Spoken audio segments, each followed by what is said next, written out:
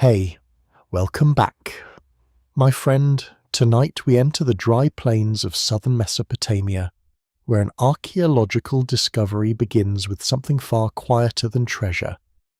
In the late 19th century, excavators working among the ruined cities of ancient Iraq uncovered thousands of clay tablets pressed with wedge-shaped signs. Many came from places such as Nippur, Ur, and later excavations at other Sumerian centres, where broken walls still held the memory of temples, storehouses, schools, and administrative rooms. Scholars eventually learned that these tablets preserved some of humanity's earliest surviving literature: law, accounting, prayers, myths, and royal records. Researchers associated with major institutions such as the University of Pennsylvania, Yale University, Oxford University, and the British Museum have spent generations reconstructing these fragments. Yet among the genuine texts lies a modern claim that sounds almost impossible. Somewhere, people say, there is a Sumerian tablet describing 9 rules of a hidden reality. Rules so fundamental that even the gods themselves must obey them. The tablet, as usually imagined, does not survive in that simple form, but the idea behind it leads somewhere much older and much stranger.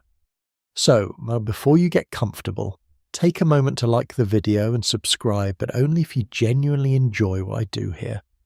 And wherever you are listening tonight, perhaps beneath a city ceiling, beside an open window, or somewhere surrounded by complete darkness. Leave your location and local time in the comments. There is something fitting about people scattered across the modern world, gathering around stories first pressed into clay more than 4,000 years ago. You stand now in a landscape very different from the Iraq you know today. The air is hot, heavy with dust, and touched by the faint smell of river mud. Reeds tremble beside canals cut through flat earth, carrying water toward fields of barley. Beyond them, mud brick walls rise beneath a white sky. A temple platform dominates the settlement, its stairways lifting priests above crowded courtyards and narrow streets. Donkeys complain somewhere behind a warehouse. Wooden doors creak. Sandals scrape against packed earth. Nothing here suggests a machine controlling reality. There are no glowing screens, hidden computers, or artificial worlds.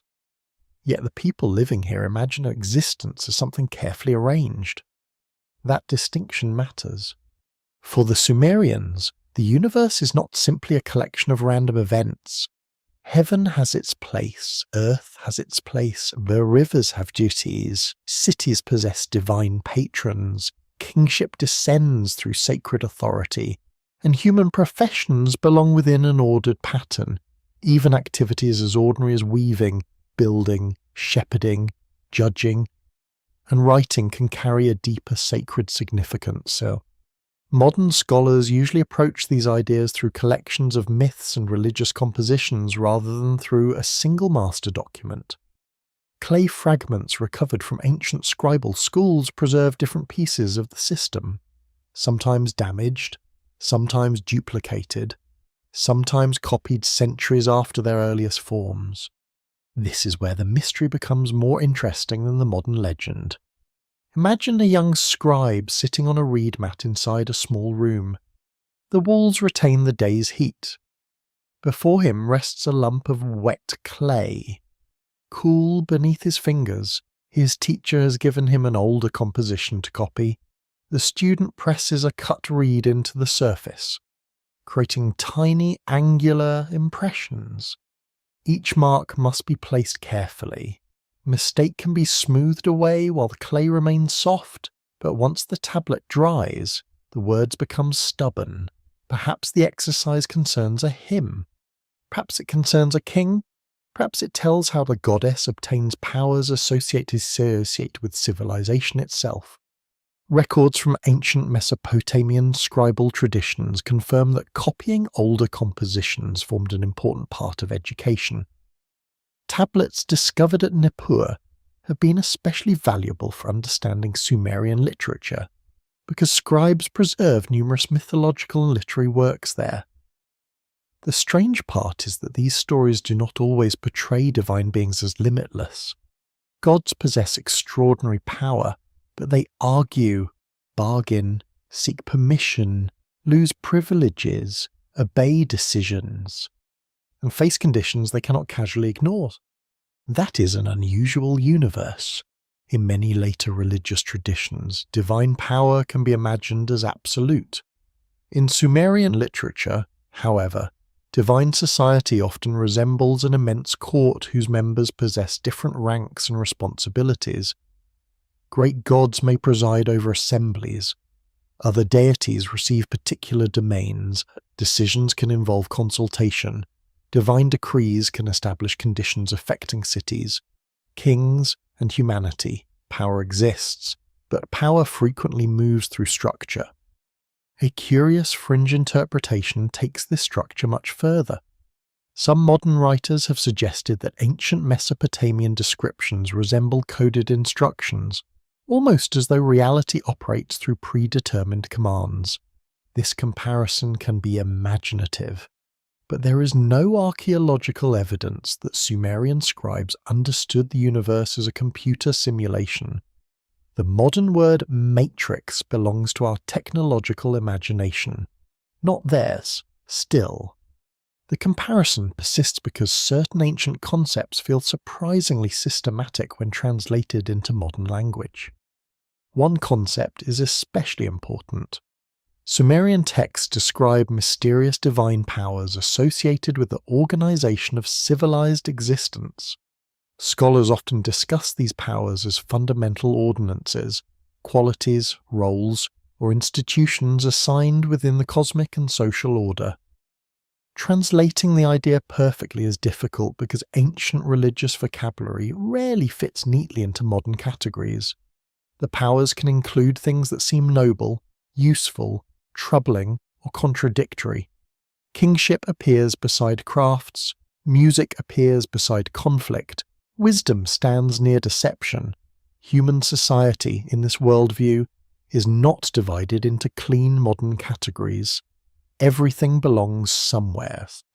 Scholars continue debating exactly how literally these divine powers should be understood. Some emphasize religious symbolism. Others focus on social institutions reflected in mythology.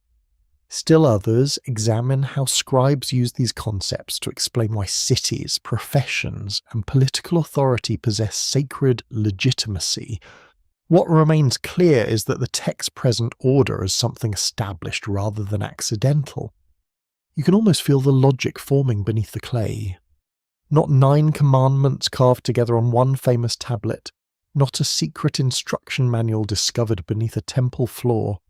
Something more fragmented waits there, across hymns, myths, royal traditions, and stories about divine assemblies. Recurring principles appear. Authority must be granted. Boundaries have consequences. Knowledge changes relationships. Fate can restrict even powerful beings. Order can be disturbed, but disturbance demands response. These patterns emerge slowly because the surviving evidence itself is incomplete. Many tablets are broken. Some compositions survive in several copies with differences between them. Others contain gaps where entire lines disappeared when clay shattered thousands of years ago. A scholar may hold a fragment small enough to rest in one palm and recognize only part of a sentence. Another fragment, stored in a different collection, may preserve the missing lines. Reconstruction can take decades. There is something quietly appropriate about that. The ancient people themselves seem to have imagined knowledge as distributed rather than casually available. Priests guarded rituals, scribes mastered difficult writing, kings relied upon diviners and temple authorities. Divine beings possessed knowledge unavailable to ordinary humans. Information carried rank. As darkness spreads across the ancient city, lamps begin appearing inside doorways. Their flames smell faintly of oil and smoke. The temple silhouette becomes almost black against the remaining violet sky. Somewhere inside a scribal room, finished tablets dry on a shelf. Nobody there thinks they are preserving clues for people living thousands of years later. They're recording lessons, traditions, accounts, prayers, and stories needed within their own world. Yet those clay surfaces outlast kingdom. Cities are abandoned. Languages fall silent. Dynasties disappear from memory. River channels move. Walls collapse into low hills beneath windblown earth. Still, the tablets remain underground, carrying a peculiar vision of reality in which existence appears governed by signs, boundaries, decrees, and consequences. Perhaps this is why the modern legend feels so convincing at first glance. It takes a genuine feature of Sumerian thought and compresses it into a simpler mystery. 1 tablet, 9 rules, a hidden system. The archaeological reality is less tidy, and because it is less tidy, it is far more intriguing. Your mind drifts toward a city rising from the floodplain under a pale morning sky. The sun has not yet become fierce, and damp earth cools the soles of your feet around you. Workers open wooden shutters, merchants prepare baskets, and fishermen pull narrow boats toward the canals. Nothing about the streets feels primitive to the people who inhabit them. They live among accountants, builders, temple officials, craftsmen, labourers, farmers, and professional scribes. Their world already possesses institutions, obligations, measurements, taxes, property, rituals, and layers of authority. Yet the strangest claim within their traditions concerns where civilization comes from. The Sumerians do not always describe social order as something humans slowly invent through trial and error. In several compositions, the institutions of civilized life appear to belong to a sacred structure already established beyond ordinary human choice. Kingship, priesthood, craftsmanship, law, music, and political authority can be imagined as gifts or powers descending into human society. Civilization therefore feels received as much as created. You sense how different that idea is from a modern history textbook. Modern archaeology explains cities through population growth, agriculture, trade, administration, irrigation, racialization, and political competition.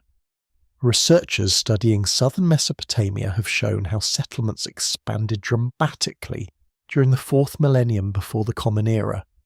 Places such as Uruk became astonishingly large for their age. Monumental architecture rose.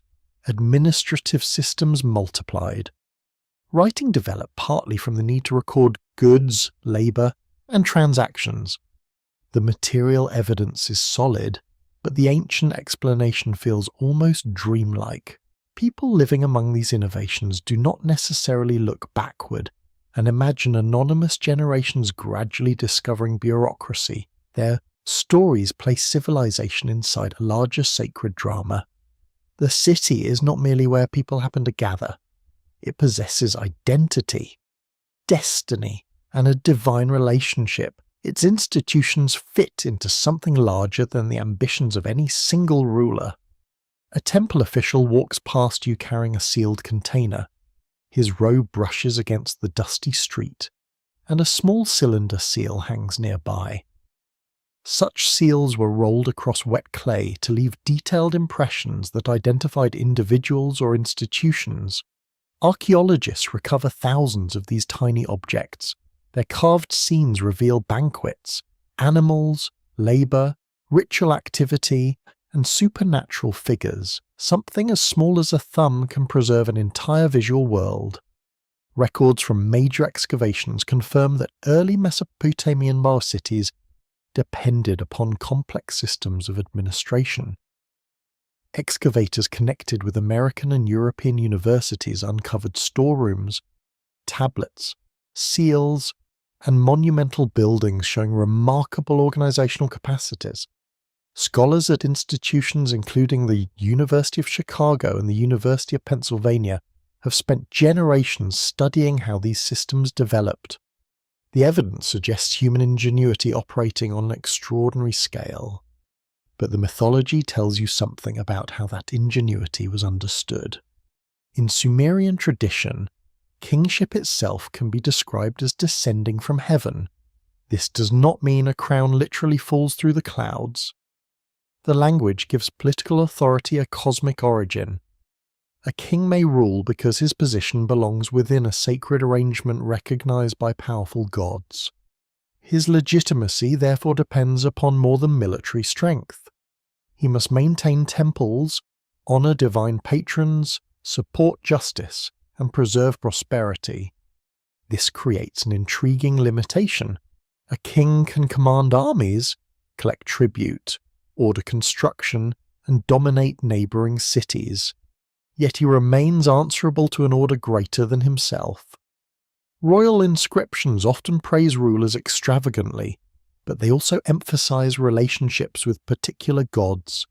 Victory is granted, authority is bestowed, building projects receive divine approval. Even the strongest ruler presents himself as operating within a sanctioned framework. The same pattern appears among divine beings. Their powers differ. Their cities differ, their responsibilities differ. One deity may be associated with wisdom and fresh water, another commands storms, another embodies celestial authority. A goddess may govern love, warfare, fertility, or political power in overlapping ways. Their identities are not interchangeable.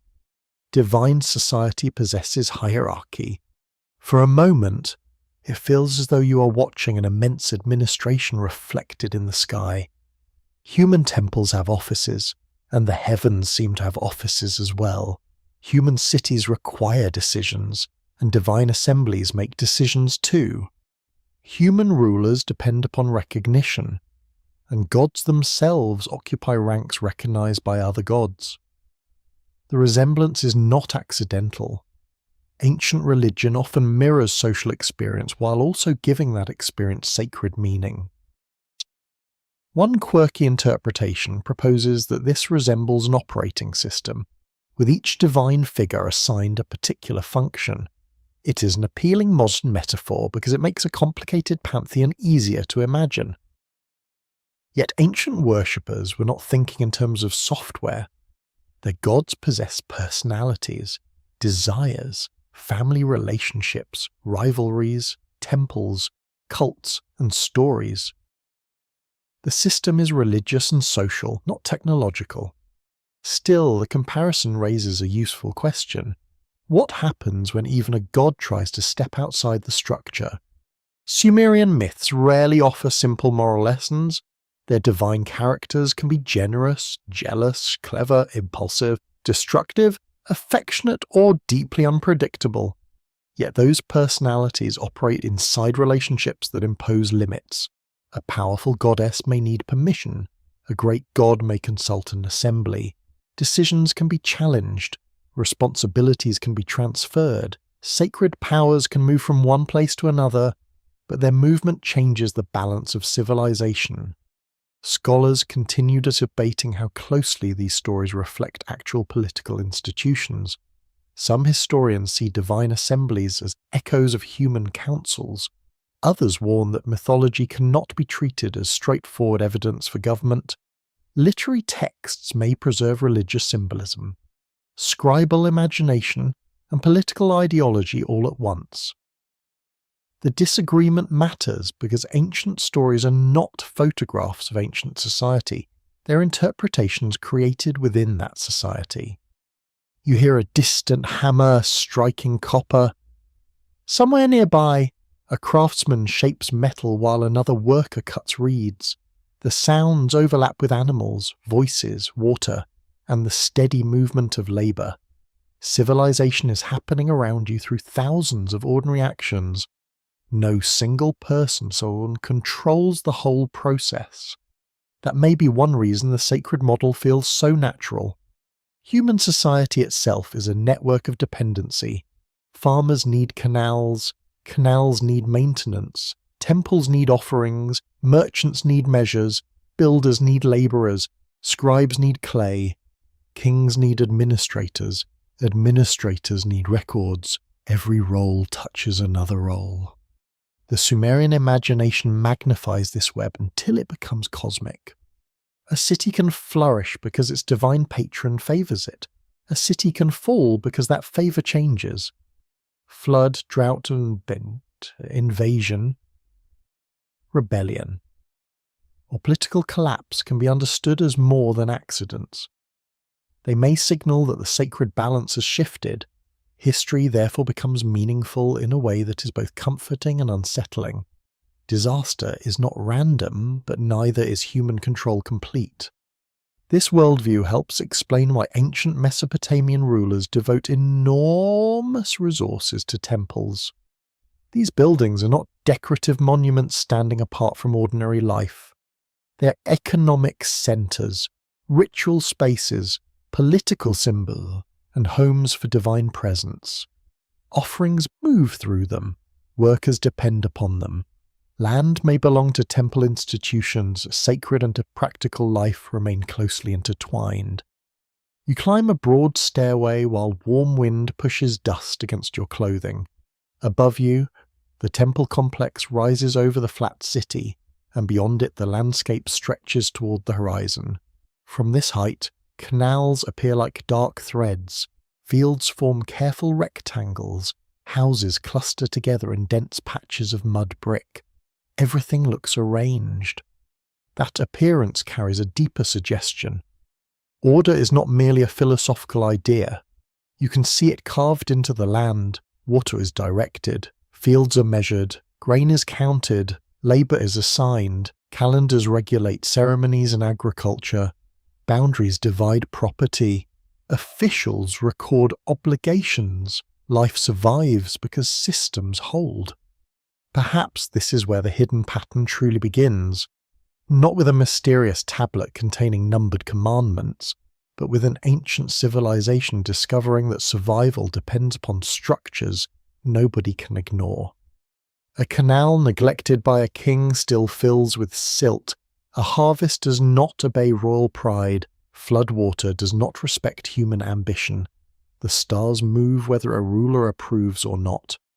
The gods, imagined within this same universe, also inhabit patterns larger than personal desire. They may command storms or determine destinies, but they exist within relationships, offices, decrees, and cosmic divisions. Their greatness does not erase structure, it makes structure visible. Night begins gathering beyond the city walls, and temple lamps appear like small points of amber. Smoke carries the smell of oil and roasted grain. Somewhere, a hymn is being recited in measured lines. The words describe powers that govern cities, crafts, kings, and destinies. You do not hear the language as machinery. You hear something older. You hear the idea that reality has positions to fill, boundaries to respect, and roles that existed before any living person arrived to claim them. The scent of warm clay mingles with incense as you enter a quieter part of the temple complex. Shelves line the walls, and on them rest tablets shaped by countless hands. Some record grain, others list workers, livestock, offerings, or property. A few preserve something much harder to measure. They speak of powers that seem to define how civilization itself functions. Scholars often translate the Sumerian concept behind these powers with words such as decrees, ordinances, attributes, or divine powers, though none captures the full meaning comfortably. You can imagine the difficulty faced by modern historians. A surviving text might associate one sacred power with kingship, another with priestly office, another with music, another with craftsmanship, and another with conflict. These are not merely commandments telling people what they should do. They appear closer to established conditions that allow certain aspects of reality to exist in recognizable form. The ancient mind seems to treat civilization as a collection of authorized possibilities. A celebrated Sumerian composition concerning the goddess Inanna and the god Enki gives this strange idea particularly vivid form. In the story, Inanna travels to Eridu, a city closely connected with Enki and the tradition of divine wisdom. There she receives numerous sacred powers associated with civilization. The list is astonishing because it includes things modern readers would never place together.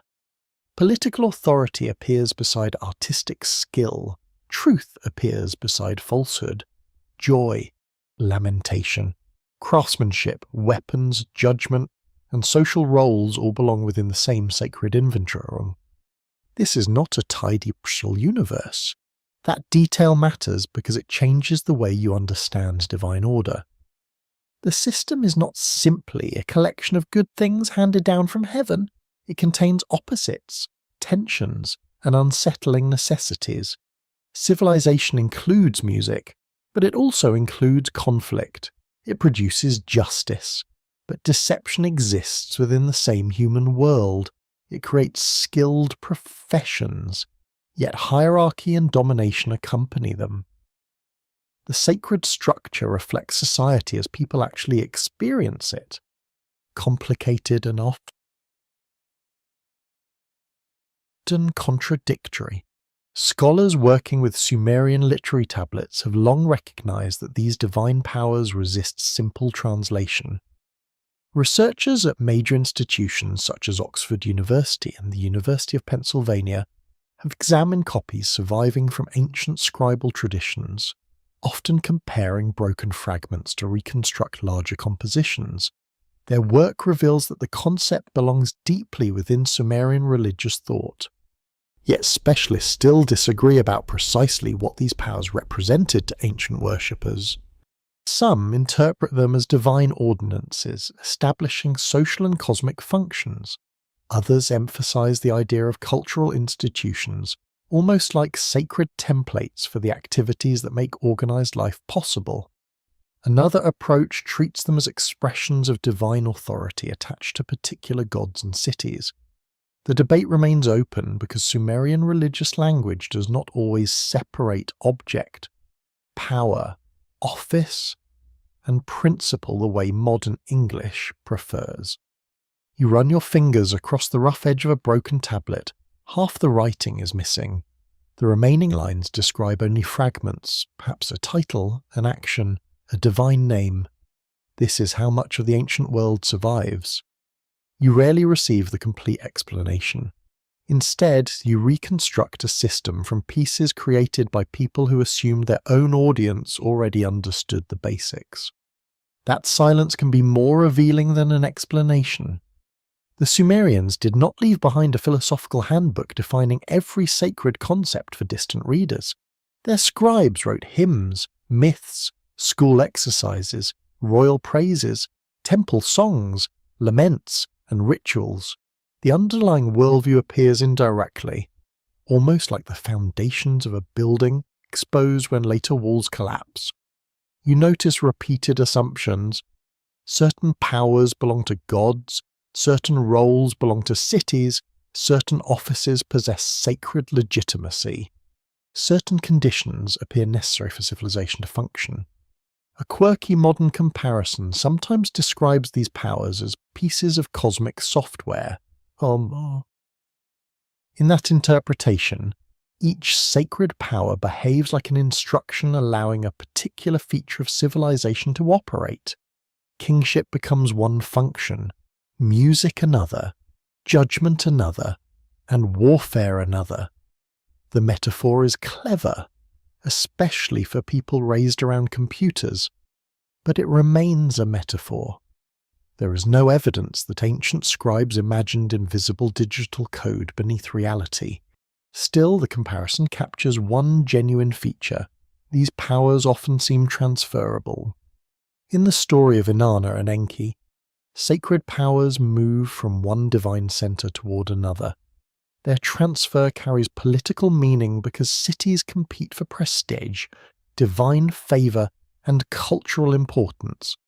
Myth can therefore explain why one city rises while another declines. A religious story becomes a map of historical rivalry wrapped in divine language. You can picture the river journey described in such traditions. A boat moves slowly through brown water while reeds sway along the bank. Cargo rests inside. Though this cargo is not merely timber, grain, or metal, it symbolically contains civilization itself. The destination is Uruk, one of the greatest cities of early Mesopotamia. Inanna carries the powers toward her own urban centre, and the movement transforms the balance between cities. Archaeology confirms that Uruk became a remarkable centre of urban growth during the 4th millennium before the Common Era. Monumental buildings, administrative tablets, seal impressions, and vast settlement remains reveal a city unlike the small agricultural villages that preceded it. Its expansion represents one of the most important transformations in ancient social history, yet myth explains urban greatness differently. A city prospers because sacred powers gather there. This creates a fascinating tension between material history and religious memory.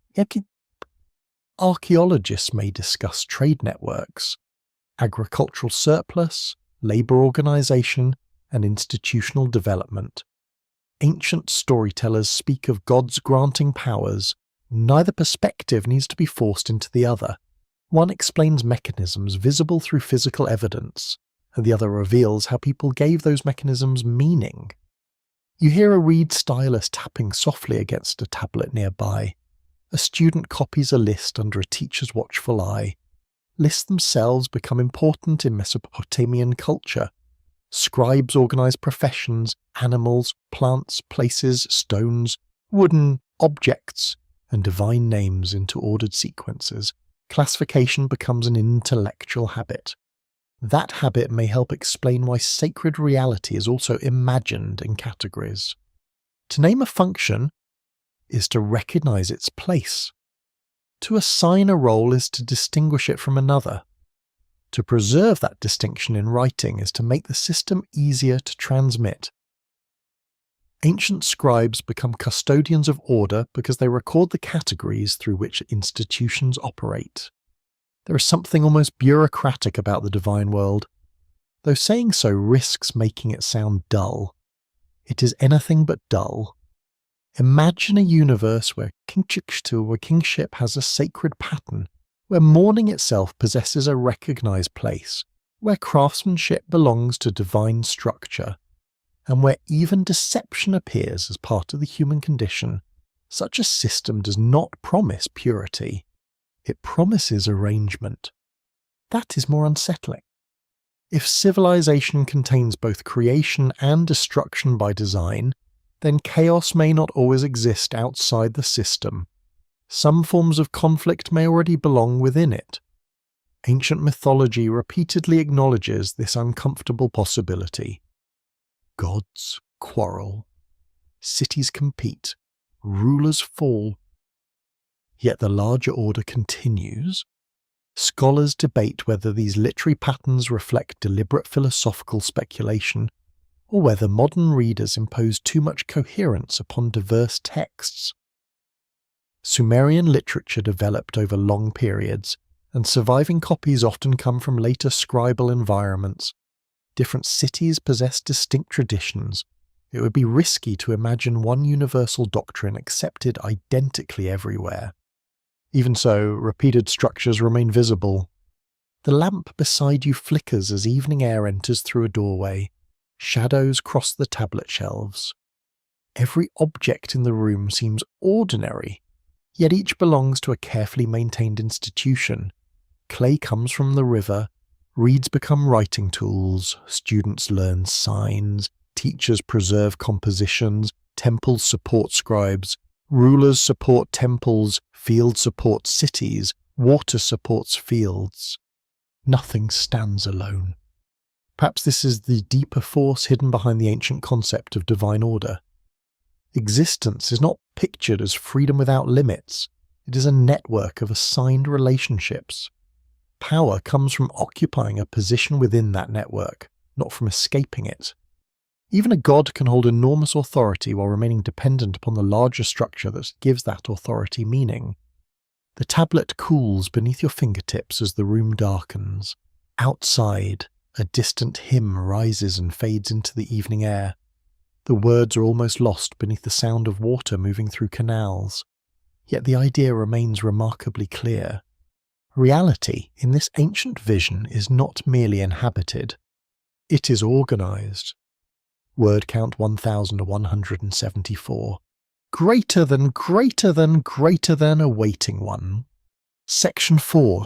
Cold air settles across the temple courtyard as you listen to voices reciting an old divine dispute. The gods in these stories are powerful, but their power does not erase procedure. They gather, argue, appoint, judge, and occasionally resist decisions made by beings greater than themselves.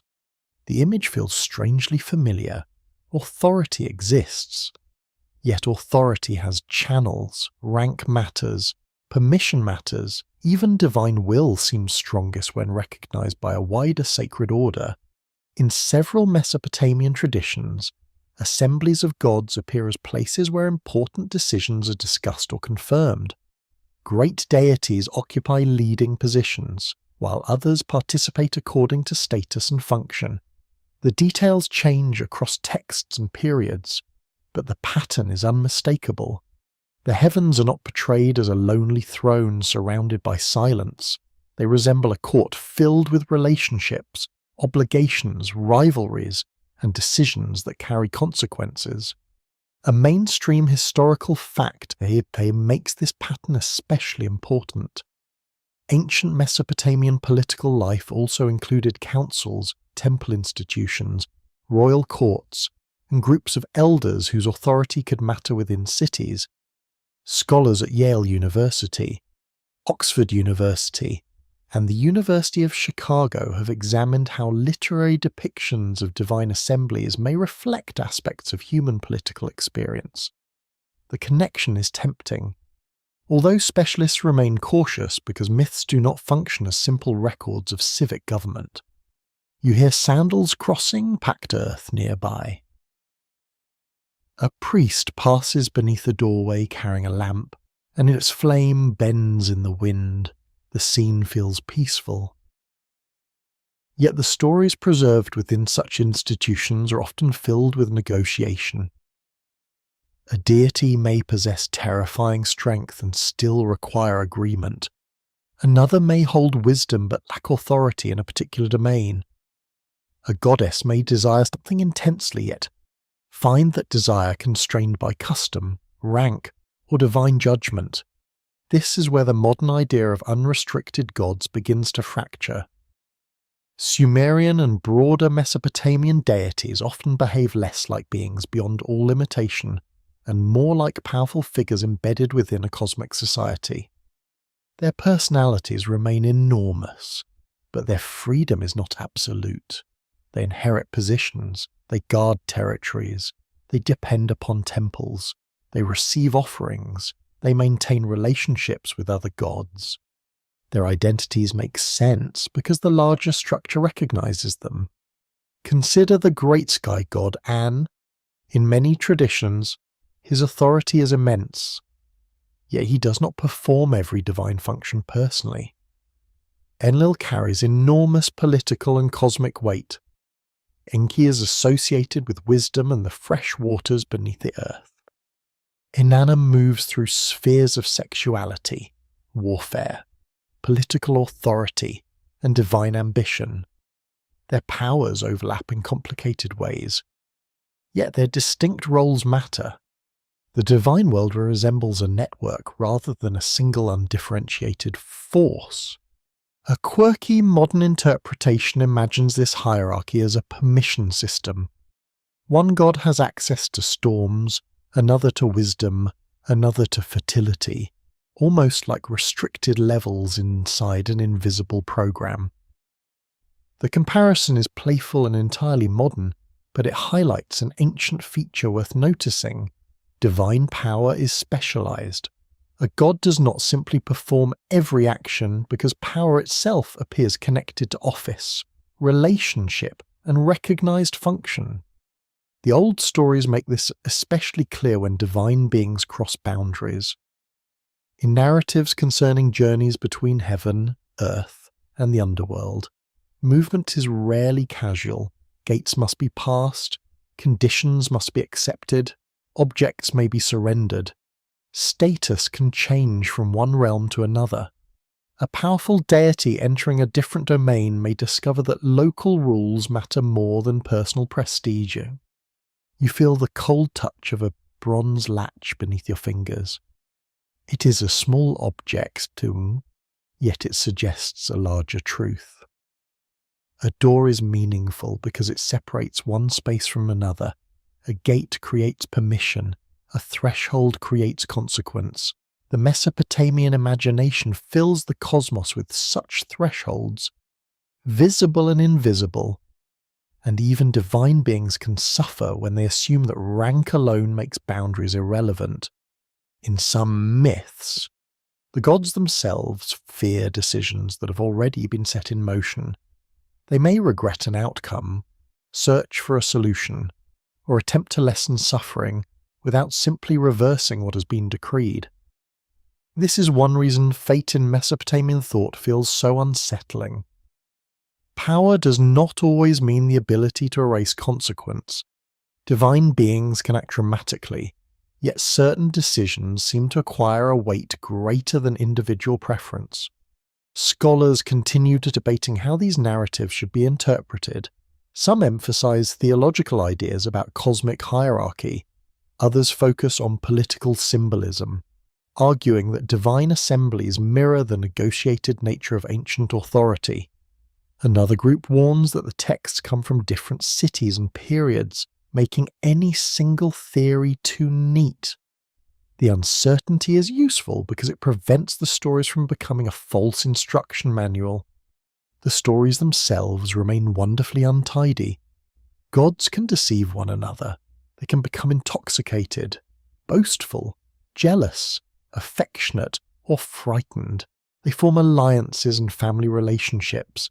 Their behaviour sometimes resembles an exaggerated royal household, complete with pride, favours, rivalries, and uncomfortable dinners that probably deserve more silence than they receive. Gentle sarcasm aside, this humanity within the gods serves an important purpose. Their flaws make cosmic order visible. A perfect being who never challenges a rule would reveal little about that rule. A powerful deity who confronts a boundary and discovers its force makes the boundary memorable. Myth teaches structure through conflict. You listen as the recitation continues. A divine figure makes a demand. Another resists. Authority is invoked.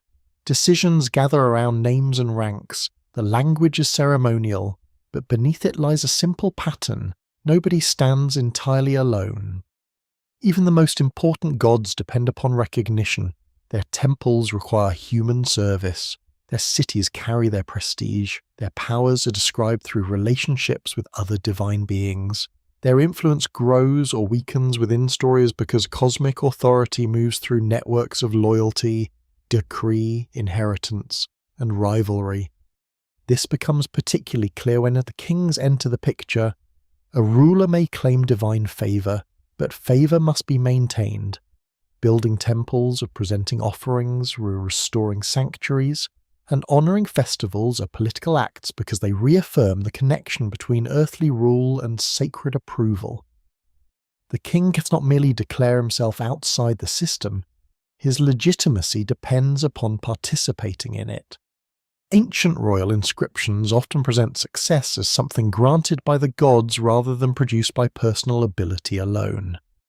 A victorious king may praise his strength, but the text usually places that strength within divine favour. Prosperity similarly reflects sacred approval. Failure can therefore be interpreted as more than bad strategy. It may signal that the ruler has lost alignment with the larger order. This worldview carries an uncomfortable lesson. Power is strongest when it appears obedient. The ruler obeys the gods. Lesser gods respect greater divine authorities. Great gods still operate within ancient patterns of fate. domain, and cosmic division. Every level contains command, but every level also contains limitation. The structure does not disappear when you climb higher. It becomes more elaborate. You step into the open air, where the night has turned the river into a dark ribbon. Stars shine above the flat horizon with unusual clarity. To ancient observers, their movements are dependable. Certain stars return with the seasons. The moon changes according to recognizable cycles. The sun follows its path without consulting kings. Such regularity encourages a profound idea. The cosmos itself behaves according to order. If even the heavens display patterns, perhaps divine beings are not exempt from pattern either. They may embody forces within it. The modern phrase rules of the matrix makes this sound technological, but the ancient suggestion is quieter. Reality possesses structure, rank exists inside structure, freedom exists inside rank, consequences follow crossings that should not be casual. A god can be magnificent and still encounter a limit.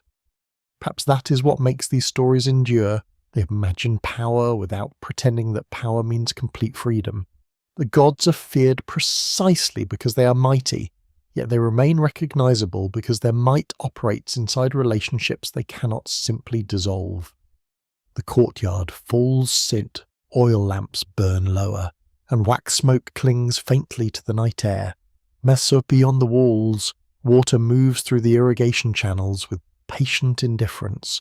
The divine voices have faded, but their pattern remains suspended in the darkness. Even careful has proder. The room smells faintly of dust, old wood, and baked clay as several fragments are placed beneath soft light. None looks impressive at first glance. One carries a hymn, another preserves part of a myth. A third contains a list copied by a student who probably worried more about his teacher than distant historians. Yet when researchers compare such pieces across different collections, patterns begin to surface. Not one secret tablet, not one neat list of 9 commands. Instead, a scattered architecture appears, distributed across stories, rituals, royal traditions, and theological ideas. This distinction changes everything. A modern legend wants a single object because a single object feels satisfying. It can be hidden, found, translated, and revealed. Ancient Mesopotamian religion rarely offers that convenience. Its ideas survive through layers of writing produced in different cities and copied across centuries. A principle appears in one myth as a divine decision, in another as a boundary, and elsewhere as a condition attached to kingship. The pattern only becomes visible when these fragments are placed beside one another. Scholars at institutions such as Yale University, Oxford University, the University of Pennsylvania, and the University of Chicago have spent generations reconstructing these literary worlds. Their work depends upon philology, archaeology, comparative texts, and the patient study of broken tablets. A mainstream historical fact is that many famous Sumerian compositions are known from multiple surviving copies, often written centuries after the stories themselves had already circulated. This means that no single manuscript can always be treated as the original or complete form. You can picture the challenge: a tablet breaks before burial, another loses its upper corner, a third preserves lines that differ slightly from a copy found elsewhere, a scribe changes a word, a teacher corrects a student, later scholars place photographs, hand copies, and transliterations beside one another, trying to determine where the pieces agree. The hidden structure emerges through comparison rather than sudden revelation. This is where the idea of 9 principles becomes useful, but only if handled carefully. The number 9 is not presented by the surviving Sumerian evidence as a universal code governing all reality. It is a modern framework for organizing recurring themes. You're not uncovering 9 numbered commandments carved by an ancient priest. You're reconstructing 9 patterns that repeatedly appear when divine power, fate, knowledge, authority, civilization, boundaries, exchange, balance, and death are placed side by side. The first pattern concerns order itself. The second concerns fate and limitation. A third emerges around permission and legitimate authority. Another appears whenever gifts, knowledge, or civilization are transferred at a cost. Balance returns again and again when disorder threatens a city, a ruler, or a divine relationship. Names and declarations carry unusual force. Boundaries separate realms and the states of being. Knowledge changes status. Mortality remains the final condition that human ambition cannot fully defeat. Seen separately, each theme looks familiar. Seen together, they become strangely systematic. That does not prove that Sumerian priests believed in a hidden machine beneath reality. It does show that their myths repeatedly imagine existence as structured by rules that are not simply erased by desire. A king cannot become legitimate by strength alone. A traveller cannot cross every threshold without consequence. A divine gift can change the balance between cities. Knowledge grants power, but it can also create danger. Even gods can encounter decisions that resist easy reversal. A quirky fringe claim sometimes insists that these repetitions preserve remnants of an advanced prehistoric science. According to that interpretation, myths are misunderstood technical documents describing a coded universe. The idea is imaginative, but archaeology does not support it. Nothing in the tablets demonstrates knowledge of digital simulation, computational programming, or artificial reality. The resemblance appears because modern readers use technological language to describe ancient concerns about structure. Still, the comparison has psychological power. Human beings are pattern-seeking creatures. When you notice repeated relationships across stories, you naturally want to arrange them. Ancient scribes did something similar in their own way. They made lists, categorized professions, grouped divine names, organized vocabulary, and copied traditional compositions. Their intellectual culture valued classification because classification turned complexity into something teachable. A clay tablet lies before you containing a lexical list. One line follows another with stubborn regularity. The text may seem dry compared with a heroic myth, yet it reveals something important about the scribal mind. Plants can be grouped, stones can be grouped, professions can be grouped, gods can be grouped. Words can be grouped according to meaning and sound. Knowledge becomes manageable when placed into ordered sequences. Perhaps the modern 9-rule framework echoes this ancient instinct more than the supposed mystery does. You take scattered material and arrange it until relationships become easier to see. The danger comes when the arrangement is mistaken for the original object. A modern structure can illuminate ancient material without pretending that ancient scribes created the same structure themselves. Scholars continue debating how coherent Sumerian religious thought truly was across different periods and cities. Some researchers emphasize shared theological patterns that spread through scribal education.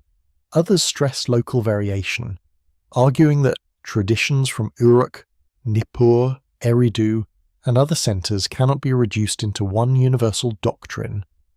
Both positions carry weight because ancient Mesopotamia was culturally connected, yet politically fragmented for much of its history. That fragmentation matters.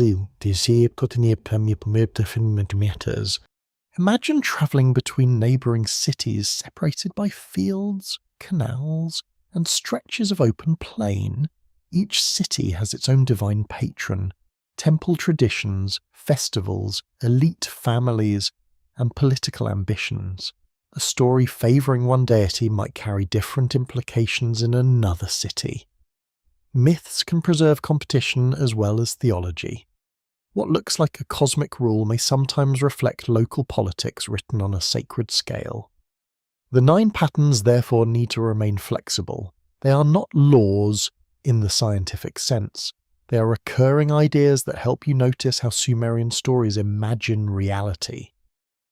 One pattern may dominate a myth, while another remains almost invisible. Different compositions can even seem to contradict one another, because ancient religion was not built to satisfy modern demands for perfect consistency.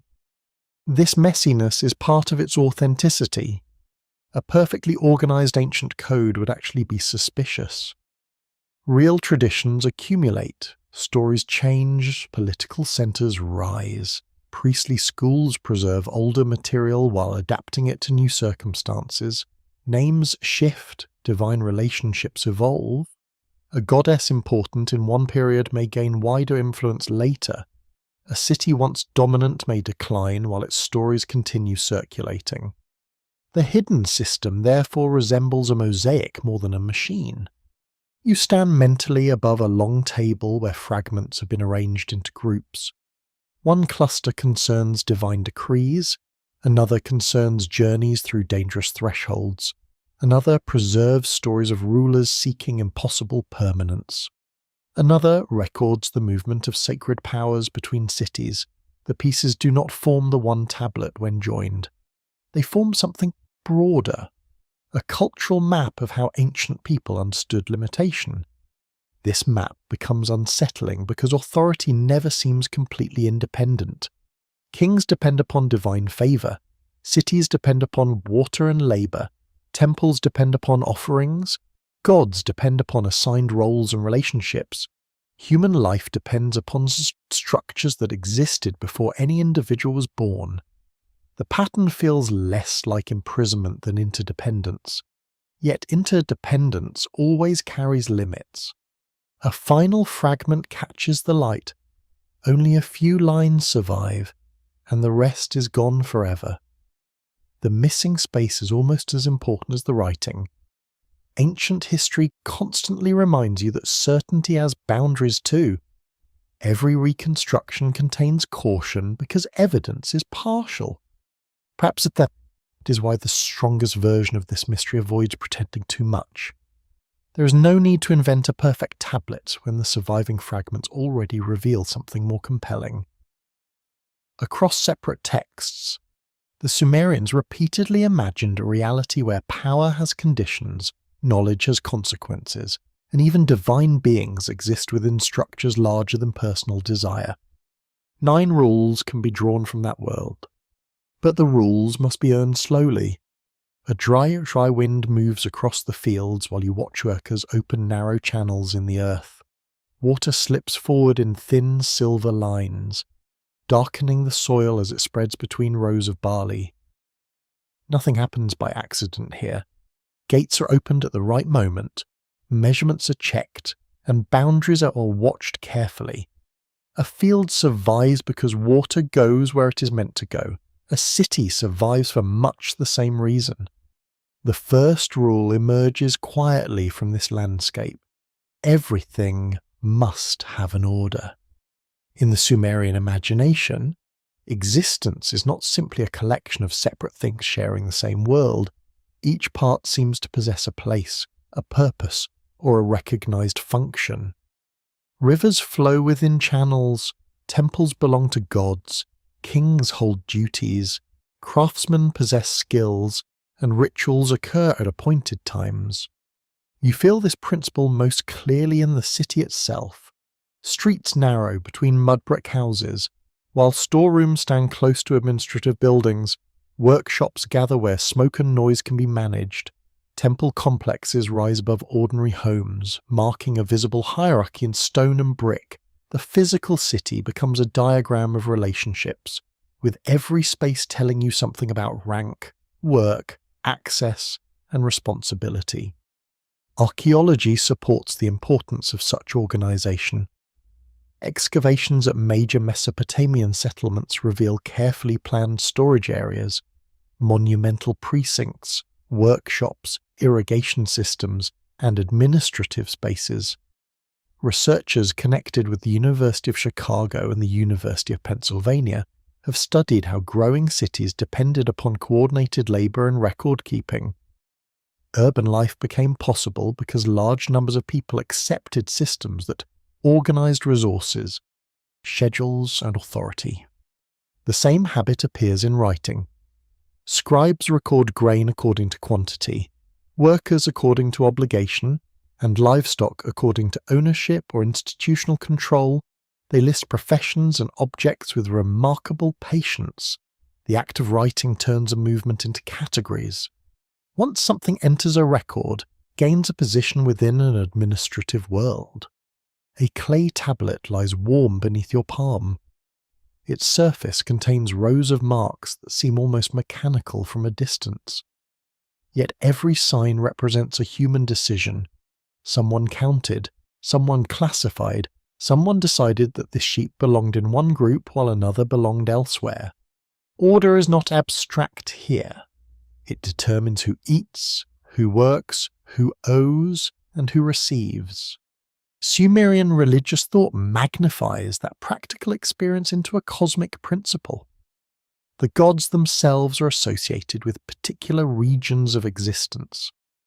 One governs storms, another wisdom, another fertility, another political authority. Their identities overlap, but they are not meaningless or interchangeable.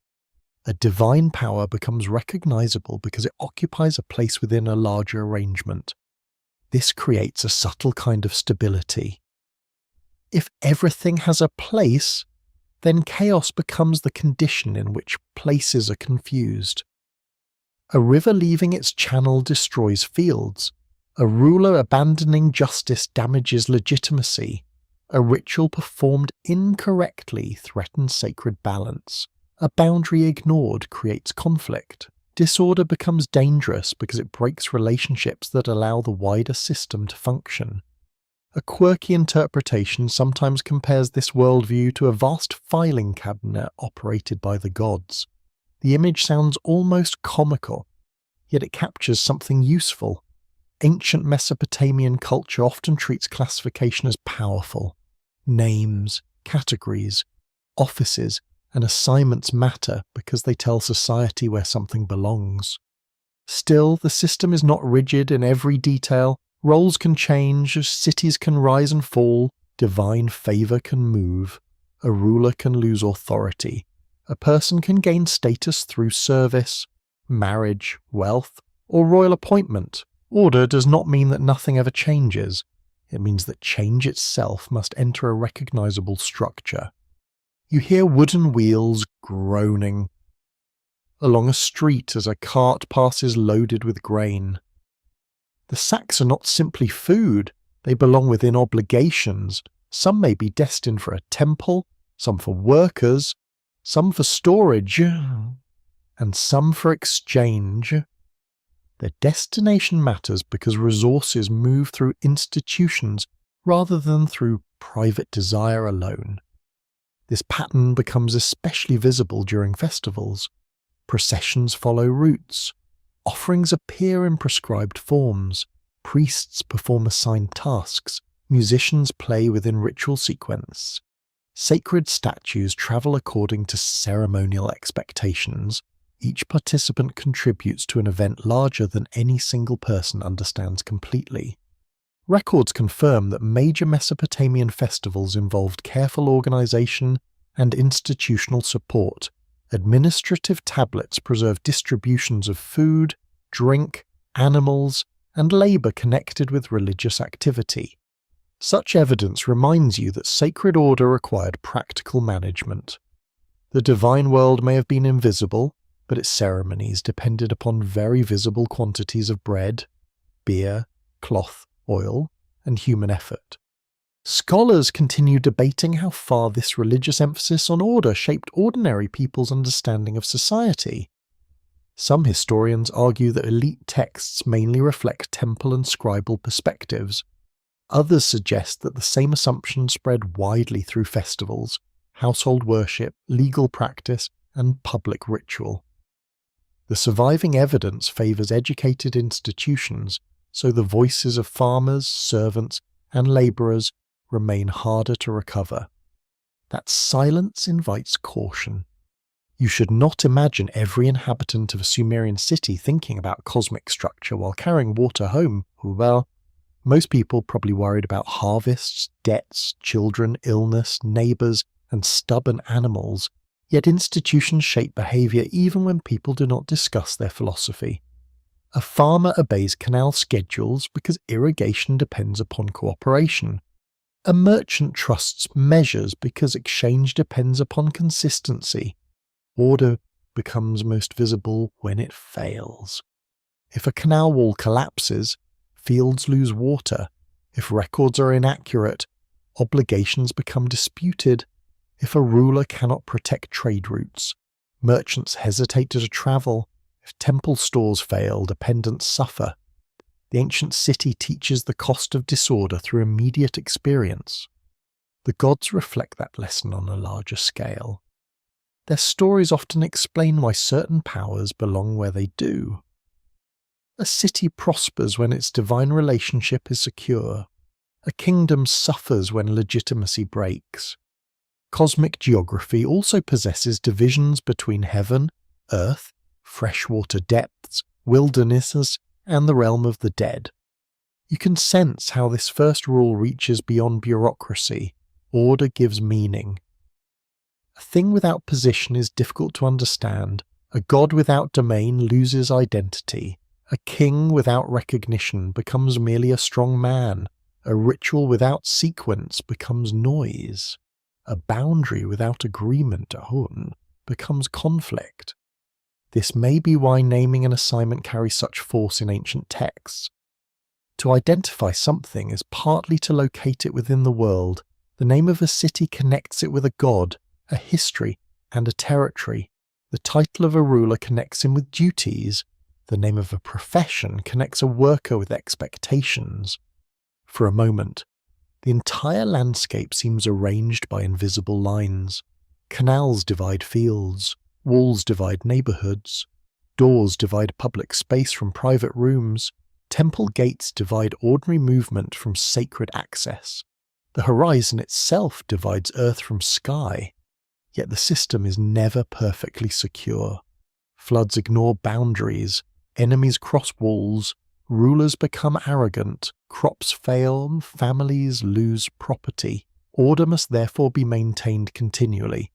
It is less like a completed structure and more like a garden requiring constant attention. That makes the principle more human. The first rule is not simply that everything has a place. It is that survival depends upon remembering those places, repairing them, negotiating them, and recognizing when they have been disturbed. Even divine powers become meaningful only because they belong within relationships that define their limits. The evening light turns the irrigation water copper. Workers close the channels one by one, and the fields grow quiet. Somewhere in the distance, a temple drum sounds at a measured interval. The rhythm is simple, but it carries across the plain like a reminder. Order must be kept. Word count 1173. Awaiting one number. Section 7. The air inside the chamber is cooler now, and a faint smell of lamp oil clings to the plaster. A scribe recites a royal name, then pauses over a line concerning destiny. The word carries enormous weight because fate in Mesopotamian thought is rarely a casual prediction. It can describe an assigned portion, a determined outcome, or a decision spoken with divine authority. The second rule takes shape here. Fate has limits, and those limits can reach kings, heroes, and even gods. You sense the tension immediately. Power means very little if every outcome is already fixed, yet complete freedom would make divine decrees meaningless. Sumerian literature often lives between those extremes. Decisions can be made, plans can change, and appeals can be offered. But certain outcomes acquire a permanence that resists ordinary desire. Fate is not always a locked door, but it can become one. This idea appears clearly in stories about kings who receive extraordinary favour yet cannot escape mortality. The best-known example comes from traditions surrounding Gilgamesh, ruler of Uruk. Archaeological and literary evidence suggests that a historical king named Gilgamesh may have lived during the early 3rd millennium before the Common Era, although the surviving stories developed over many centuries. Scholars at institutions such as Yale University and Oxford University have studied how these traditions changed from Sumerian poems into later Akkadian compositions while preserving the central problem of human limitation. The problem is simple and terrible. A great ruler can build walls, defeat enemies, command labour, and receive divine attention. He can become famous enough for scribes to copy his name long after his city changes. Yet none of that grants endless life. The boundary between fame and immortality remains painfully clear. You hear this idea in the rhythm of ancient storytelling. A hero succeeds where ordinary people fail, then discovers a limit that strength cannot break. A king receives a divine gift, then learns that the gift carries conditions. A god may warn, intervene, or offer partial help, but the fundamental structure remains. A curious fringe interpretation claims that fate in these texts resembles a pre-written program governing every being. The comparison sounds modern because it imagines destiny as code already stored within reality.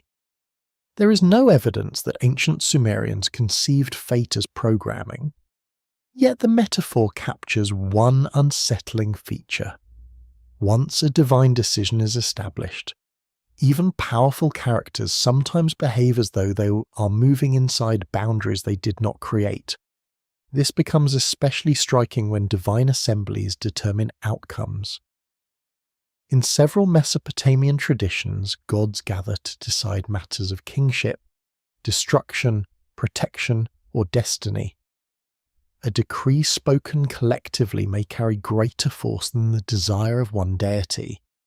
The result is not absolute determinism, but it suggests that authority becomes harder to resist when embedded in the larger divine order. You can almost imagine the scene. Great gods sit in ceremonial stillness while lesser figures wait at the edges. Names are spoken, decisions are weighed. A choice made there descends into human life as drought, victory, exile, succession, or death. The people below may never understand why events unfold as they do, only that the outcome seems larger than personal intention. Records from ancient royal inscriptions show that Mesopotamian rulers often describe their victories and appointments as divinely ordained. A king might claim that a great god selected him, established his rule, or granted him years of prosperity. Such language strengthened legitimacy because it made political power appear rooted in cosmic decision rather than temporary force. Yet the same logic could become dangerous for rulers. If divine favour could raise a king, divine displeasure could explain his fall. Defeat might therefore be interpreted as evidence that destiny had shifted. This worldview gave political events a sacred dimension that no palace could fully control. Scholars continue debating how ordinary Mesopotamians understood fate compared with elite scribes and priests. Some emphasize a flexible system in which prayer, ritual, and divination could influence outcomes. Others point towards texts where major destinies appear nearly irreversible. The surviving evidence suggests both possibilities existed together, which may be precisely why the concept remains so powerful. You feel this uncertainty in divination. Priests examine omens, celestial movements, animal entrails, dreams, and unusual events because the future is believed to leave signs. If everything were absolutely fixed and unknowable, divination would be pointless. If everything were completely open, signs would have no authority. The practice makes sense in a world where outcomes have structure but can sometimes be anticipated, interpreted, or perhaps redirected. A low murmur rises from another room where ritual specialists discuss an omen. Their conversation is careful rather than panicked. They compare signs against remembered patterns. A strange birth, an eclipse, or an unexpected atmospheric event can become meaningful because nothing significant is assumed to happen without context. This is where fate begins to resemble a boundary rather than a sentence. You may move within it, negotiate around it, and sometimes alter its path. But the range of possibility is not infinite. Human beings possess agency, yet agency operates inside conditions created by birth, status, divine favour, geography, and mortality. Kings understand this in practical terms. A ruler may command thousands, but he cannot control the Euphrates completely. He cannot prevent every crop failure, every epidemic, every rebellion, or every hostile alliance. His authority is impressive precisely because the world remains larger than his command. The same logic extends upward. A god may possess enormous power over storms or wisdom, yet still encounter decisions made by other gods. A goddess may seek an outcome and fail. A divine messenger may carry a decree rather than invent one. Fate therefore becomes one of the clearest examples of power existing within limits. The ancient imagination does not always treat this as cruel. Sometimes limitation produces order. A world where every deity could endlessly reverse every decision would have no stability. A world where every king could escape the consequence would have no justice. Boundaries make continuity possible, even when they feel harsh. You rest your hand against a cool wall while voices fade in the distance. The bricks are ordinary, but their arrangement creates strength because each one occupies a fixed place. Fate works similarly within these stories. It gives shape to possibility. Without limits, nothing would remain dependable. Nothing would. The uncomfortable part is that greatness does not purchase exemption. A shepherd and a king both face death. A city favoured for generations can still decline. A god with immense prestige can still confront a decree that cannot be ignored. Fate does not always erase rank, but it reminds every rank that something stands beyond personal desire. This principle explains why ancient Mesopotamian literature often feels more reflective than triumphant. Victories matter, but they are temporary. Wealth matters, but it can vanish. Reputation matters because memory may survive when the body does not. A wise ruler is therefore not simply someone who conquers. He is someone who understands the boundaries of his own power. Perhaps that is the quiet lesson concealed inside the second rule. Freedom exists, but never without conditions. Destiny can bend, but not endlessly. The strongest figure in the room may still be moving within a pattern already shaped by forces greater than ambition. The lamp flame lowers as oil runs thin. Outside, the night sky remains perfectly indifferent to human plans. The stars continue their measured paths, silent and exact, while rulers sleep beneath roofs of cedar and reed. Even kings dream inside limits. The bronze fittings of a temple gate catch the morning light while guards stand quietly beside the entrance. Nobody passes simply because they wish to. Rank must be recognized. Purpose must be stated, and the right person must open the way. The third rule appears in this simple act. Power requires permission. In the Sumerian world, authority is rarely meaningful when it exists alone. It becomes real when another person, so institution, or divine power acknowledges it. You encounter this principle in stories of kingship. A ruler may inherit wealth, command soldiers, and control land, but his authority gains sacred force when the gods are said to choose him. Royal inscriptions repeatedly emphasize divine selection, divine favour, and divine support. Strength still matters, of course, but strength without legitimacy remains unstable. Ancient rulers understood that obedience becomes easier when power appears approved by something greater than the ruler himself. Records from Mesopotamian royal inscriptions confirm how carefully kings presented themselves as chosen servants of major gods. Historians working at institutions such as Yale University and the University of Pennsylvania have examined how rulers use temple building, offerings, and public inscriptions to demonstrate this sacred relationship. The political message is clear. A king does not merely seize the throne, he occupies an office that must appear authorized. This idea reaches beyond kings. Priests receive duties because institutions recognize their roles. Scribes gain authority because they master knowledge accepted by courts and temples. Officials act in the name of larger households. Even merchants rely upon seals, witnesses, measures, and agreements that transform private promises into socially recognized obligations. You feel the weight of this system when a cylinder seal is rolled across wet clay. The tiny carved image leaves a continuous impression, identifying the person or office behind a transaction. A sealed tablet is more than written information. It carries proof that someone with recognized standing participated. Authority becomes visible through marks. A strange modern comparison might call this an ancient form of access control. The phrase sounds technical, but the underlying idea is familiar. Certain actions belong to certain roles.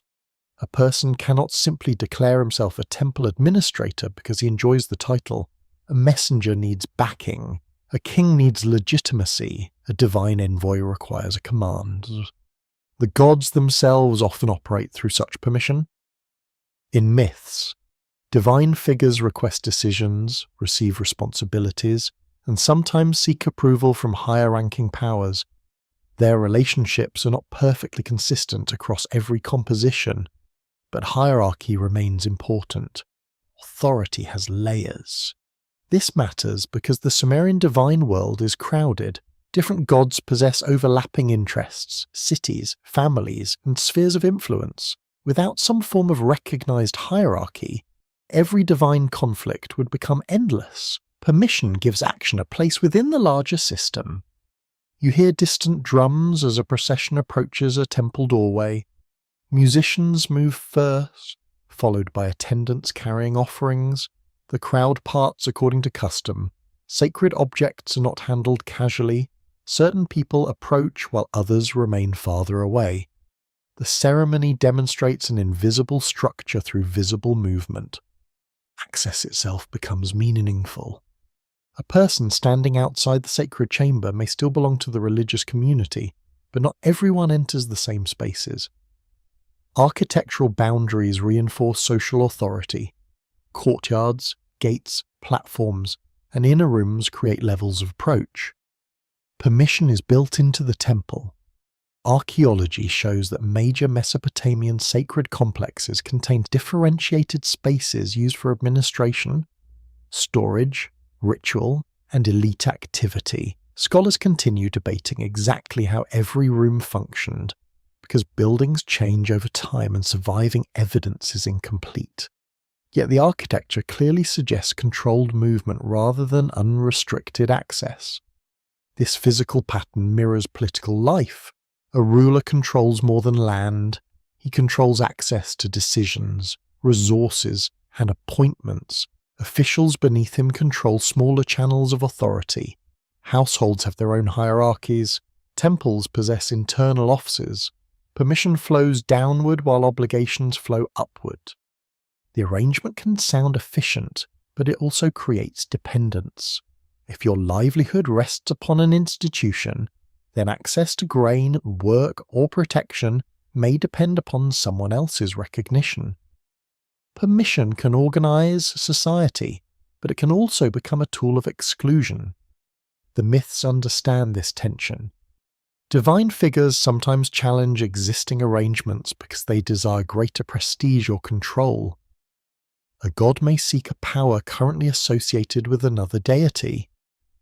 A goddess may attempt to enter a realm where her ordinary authority does not apply. Such stories become compelling because divine status alone does not guarantee access. A quirky fringe interpretation treats these episodes as evidence of separate command levels inside a hidden cosmic machine.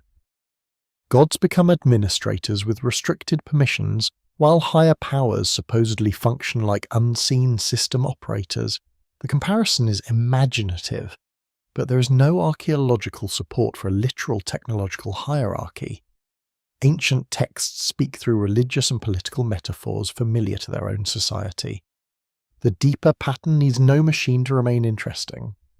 Permission changes the nature of power because it turns personal ability into recognized authority. A strong man can force a door, but a legitimate official can have the door opened. A king can threaten subjects, but a divinely favoured king can claim that obedience preserves cosmic order.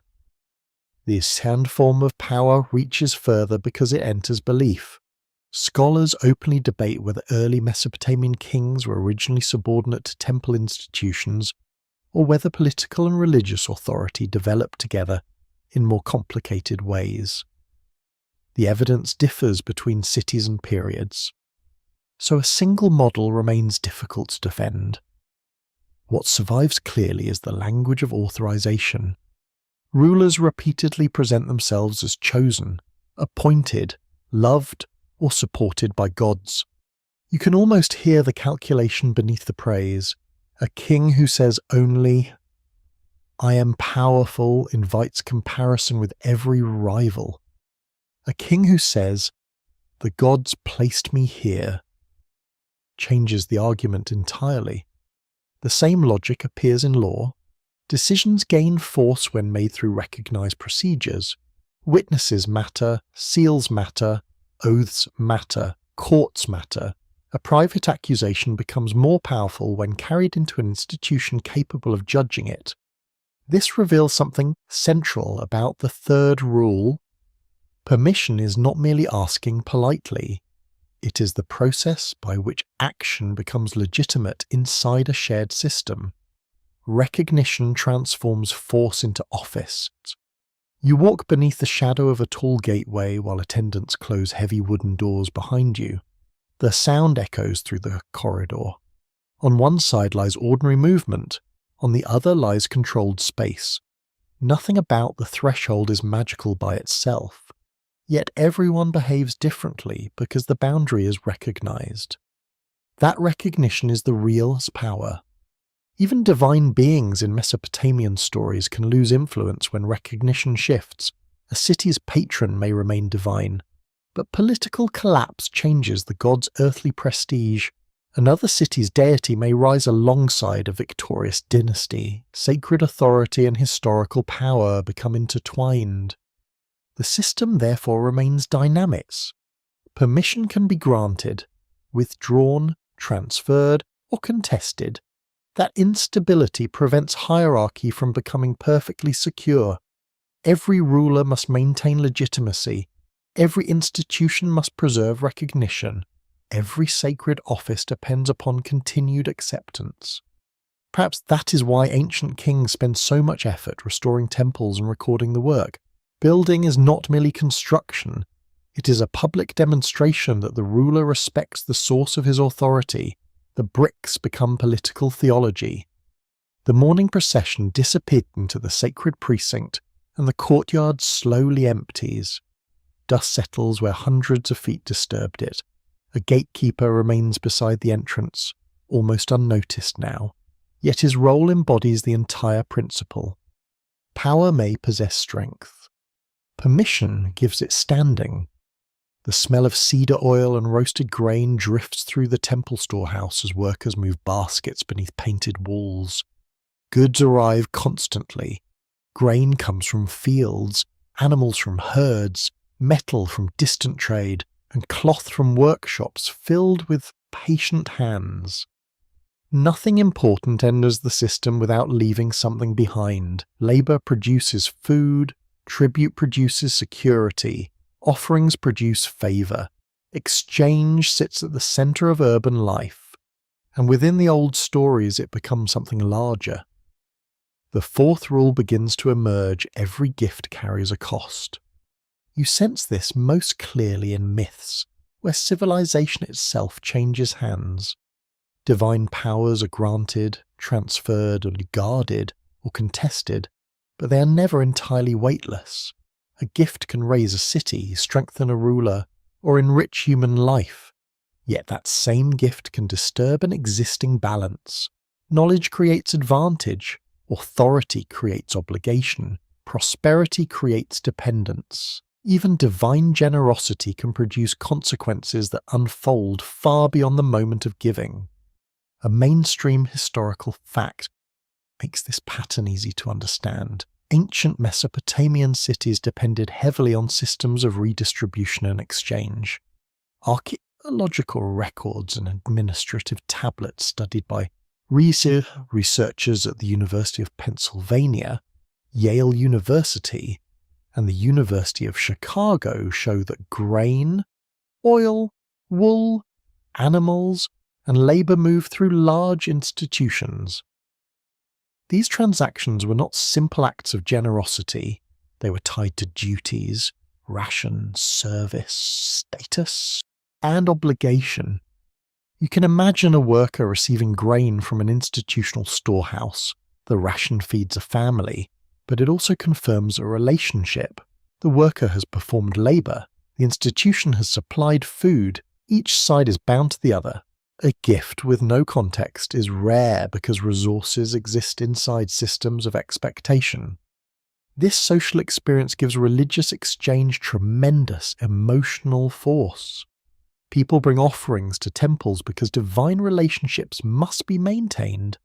Food, drink, or incense, animals, precious materials, and crafted objects become a part of a continuing bond. The offering is not simply payment, and the god is not merely a merchant, yet the structure still contains reciprocity. Humans serve the gods, and the gods are expected to preserve fertility, protection, health, victory, or order. The arrangement can feel strangely practical. You hear pottery jars being lowered carefully onto a floor.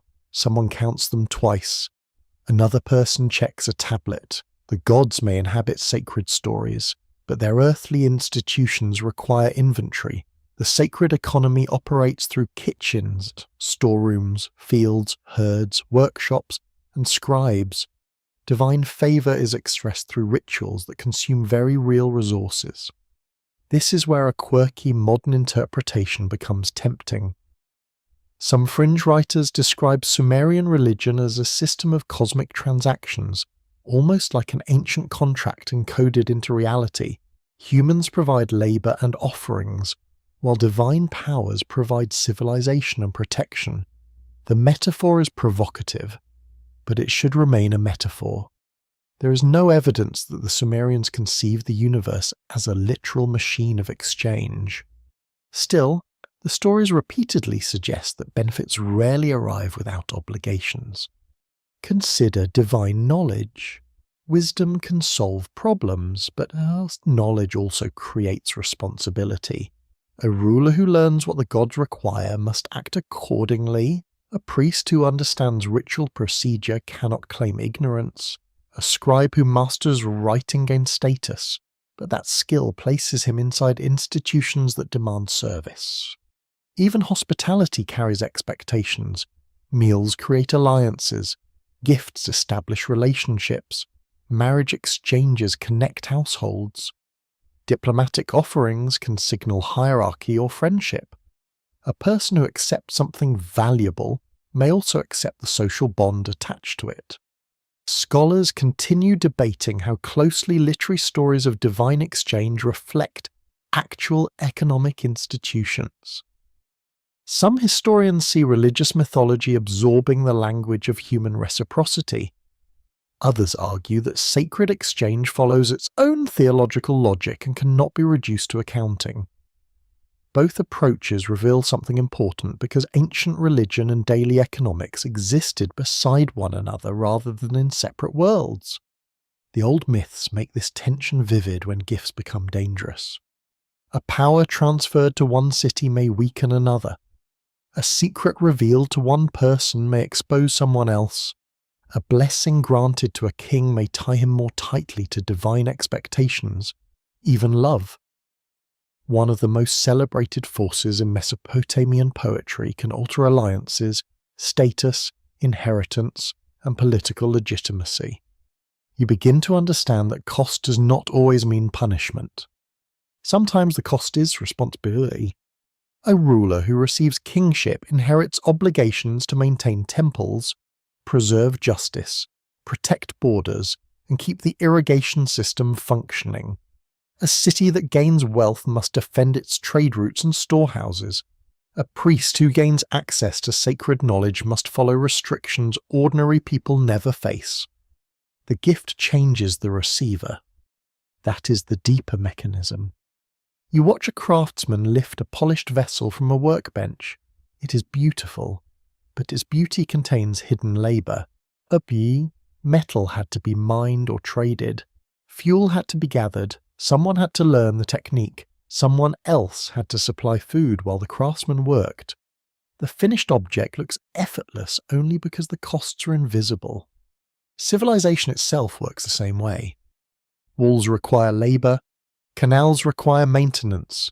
Writing requires years of training. Armies require grain. Temples require offerings. Markets require trust.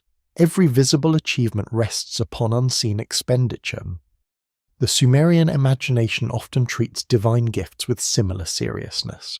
A blessing is not decoration. It reorganizes the world around the person or city receiving it. Prosperity attracts rivals. Authority creates enemies. Knowledge creates choices. Freedom creates consequences. This rule becomes especially unsettling when humans seek things beyond their ordinary condition. Stories of exceptional rulers and heroes often involve the pursuit of extraordinary knowledge, glory, or survival. The pursuit itself demands sacrifice. Those journeys become dangerous and relationships are tested. The cost rises as the desired gift becomes greater. You feel this logic in the silence of a treasury room. Precious objects rest on shelves, but each one represents movement through a long chain of hands. Copper travelled, timber travelled, stone travelled, people carried them across rivers and deserts. Wealth is compressed distance and labour. No gift is simple. This may explain why divine favour is so carefully maintained through repeated ritual rather than assumed permanently. One successful offering does not settle the relationship forever. Festivals return, prayers return, sacrifices return. The bond must be renewed because the benefits are ongoing and so are the obligations. A modern listener might call this exhausting. Ancient people would probably call it normal. The social world around them teaches the same lesson constantly. A family supports its members and expects loyalty. A temple supports dependents and expects service. A king protects subjects and demands taxes or labour. A god grants fertility and receives worship. Reciprocity holds the structure together. There is also a darker side. When reciprocity fails, resentment grows. A god ignored by worshippers may become dangerous within myth. A ruler who takes without giving protection loses legitimacy. An institution that demands too much may provoke resistance. Exchange can stabilize society, but imbalance turns obligation into exploitation. Scholars still discuss how ancient Mesopotamians understood divine anger when offerings or rituals failed. Some emphasize theological explanations, while others point to the social language of reciprocity embedded in the texts. The uncertainty remains because religious emotions cannot be reduced to one formula, yet the pattern remains as remarkably clear. To receive is to enter a relationship. The evening air cools as workers close the storehouse doors. Clay ceilings are pressed into place, marking what has been counted and secured. Nothing valuable simply disappears into private possession. Every object has a history, every transfer has witnesses, and every benefit carries memory. The fourth rule is quieter than a commandment, but harder to escape. Gifts create bonds, knowledge creates duties, prosperity creates burdens, civilization itself asks for maintenance. Nothing truly arrives for free.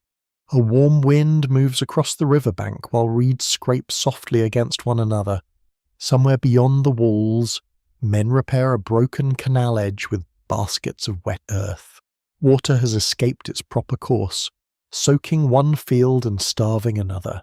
The mistake is small, yet everyone understands the danger. If the breach remains, the damage spreads. The fifth rule begins here: balance demands return. When order is disturbed, something must move to restore it. This principle does not mean the Sumerians imagined a perfectly fair universe. Their stories contain suffering that is never neatly corrected. Cities fall, innocent people suffer, rulers fail, yet many myths describe disorder as something that produces a response. An imbalance gathers consequences until someone, human or divine, must act. You sense this pattern in the way ancient people experienced nature. Rivers nourish fields, but floods can destroy them. Rain brings life, but storms can tear roofs apart. Too little water creates hunger. Too much water creates ruin. Survival depends upon maintaining conditions within a narrow range. A mainstream historical fact gives this idea practical weight. Archaeological research across southern Mesopotamia has shown how strongly urban life depended upon irrigation management. Scholars from major universities, including the University of Chicago and Yale University, have studied canals, settlement patterns, and agricultural systems that required continuous maintenance. Water was never merely present, it had to be controlled, redirected, dredged, and shared. Balance was work. You watch a farmer push mud against the damaged canal wall, another man presses reeds into the repair. The water slows, then settles. Nothing miraculous has happened. The system has simply been returned to a condition where it can function. The same logic appears in myth. When a god violates an expectation, another deity may intervene.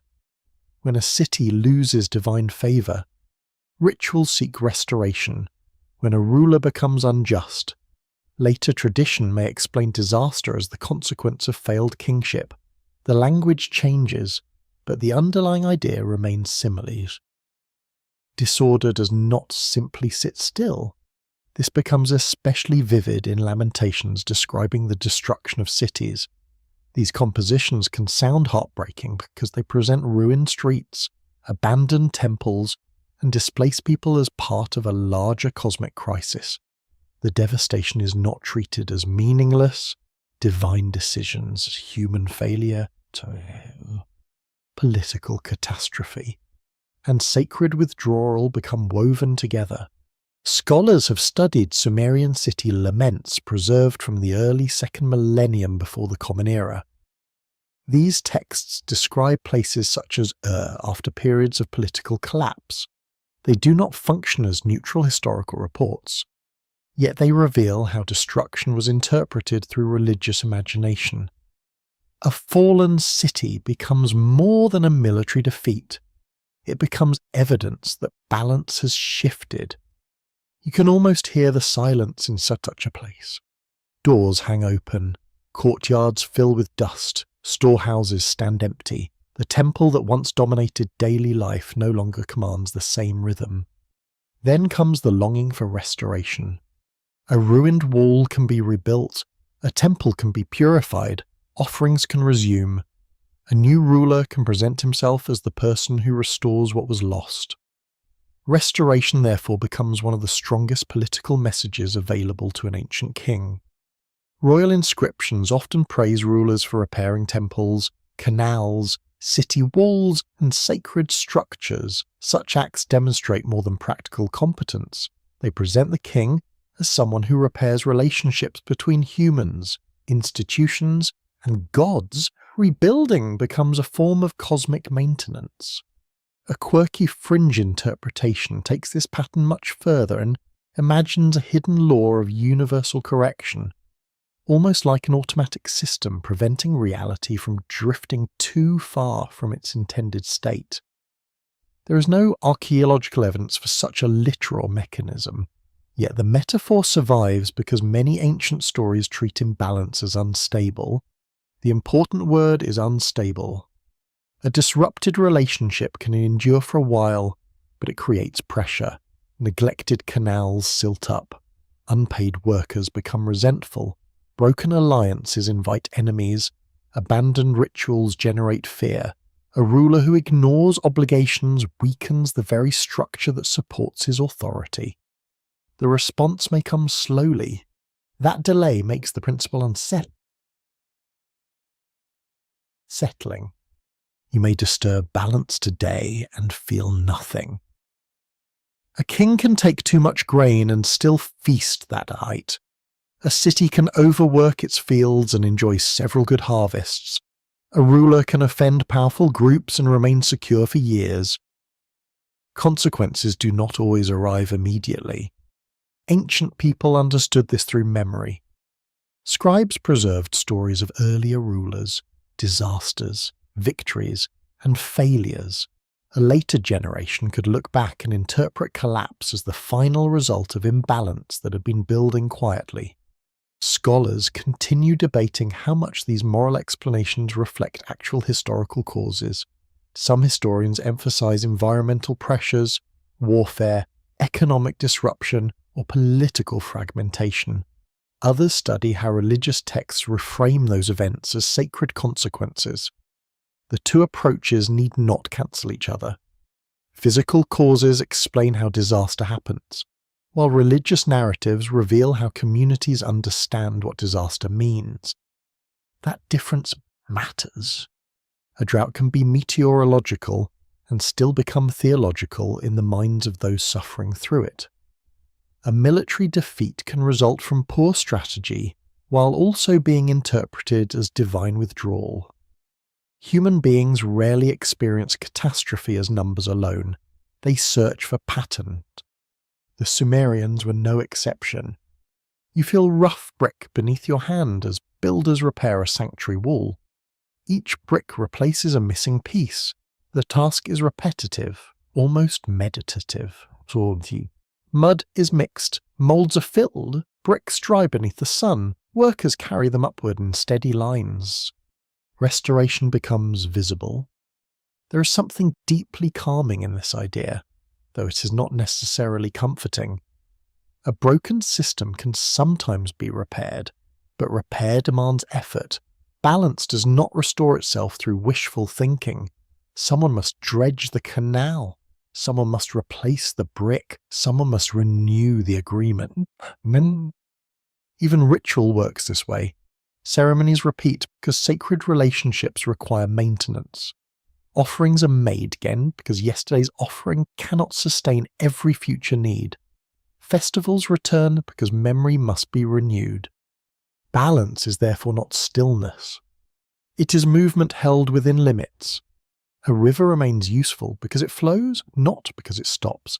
A city remains healthy because goods, people, water, and obligations continue moving. Stability comes from constant adjustment. This subtle idea separates balance from perfection. The ancient world is not pictured as a flawless machine where nothing goes wrong. It is a world where things go wrong constantly. But systems survive when correction remains possible. Disorder is expected. What matters is whether restoration can answer it. The gods participate in this pattern as well. Divine conflicts can disturb cities and relationships, yet other divine decisions seek settlement. One deity's anger may be answered by another's mediation. A destructive act may require compensation or renewed agreement. The mythology therefore imagines balance as negotiated. Perhaps this is why divine assemblies matter so much. They provide a setting where conflicting powers can reach decisions. Without negotiation, rival divine wills would tear the cosmos apart. The fifth rule becomes clearer as twilight settles over the fields. Balance does not mean everyone receives the same thing. It means relationships remain functional enough for the system to continue.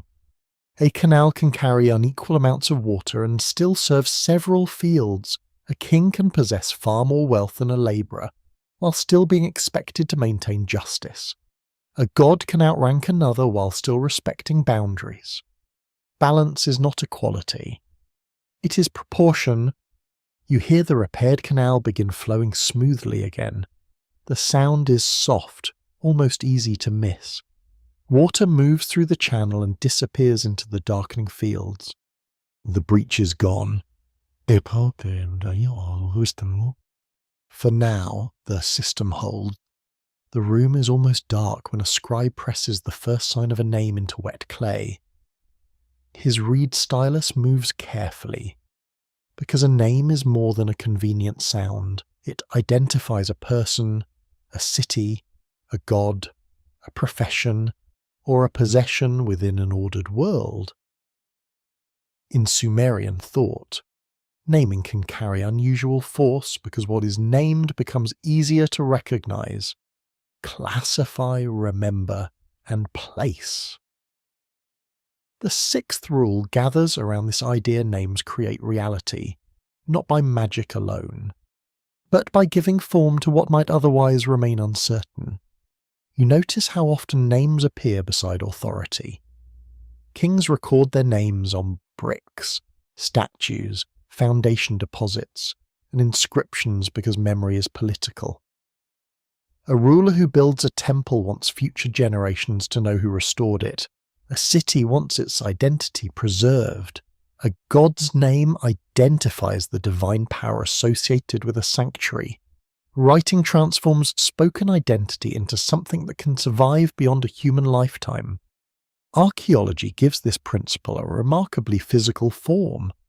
Excavators have recovered bricks stamped with royal names, dedicatory objects carrying inscriptions, and foundation deposits buried inside monumental buildings. Researchers at institutions including the University of Pennsylvania, Yale University, and Oxford University have studied how rulers use such inscriptions to connect themselves with temples, construction, and sacred legitimacy. A name pressed into clay could outlive the palace that produced it. You can hold that idea in your hand. A king dies, but his name remains baked into a brick. The survival is not accidental. Ancient rulers understood that architecture could become memory. If thousands of bricks carried a royal name, then every restoration might expose that name again.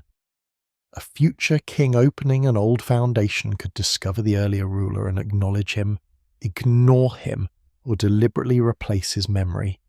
This creates a subtle struggle over existence. To erase a name is to weaken remembrance. To repeat a name is to strengthen it. Sumerian and broader Mesopotamian texts often treat naming as part of establishing order. Cities, temples, divine offices, and human roles become meaningful through identified relationships.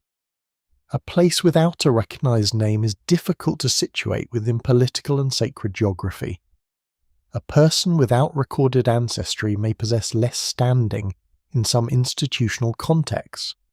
Naming does not magically produce every object, but it determines how that object enters society. You hear a teacher correcting a student nearby. The boy has written a sign incorrectly, and the teacher smooths the clay with a thumb. The correction seems minor, yet scribal training depends upon precision.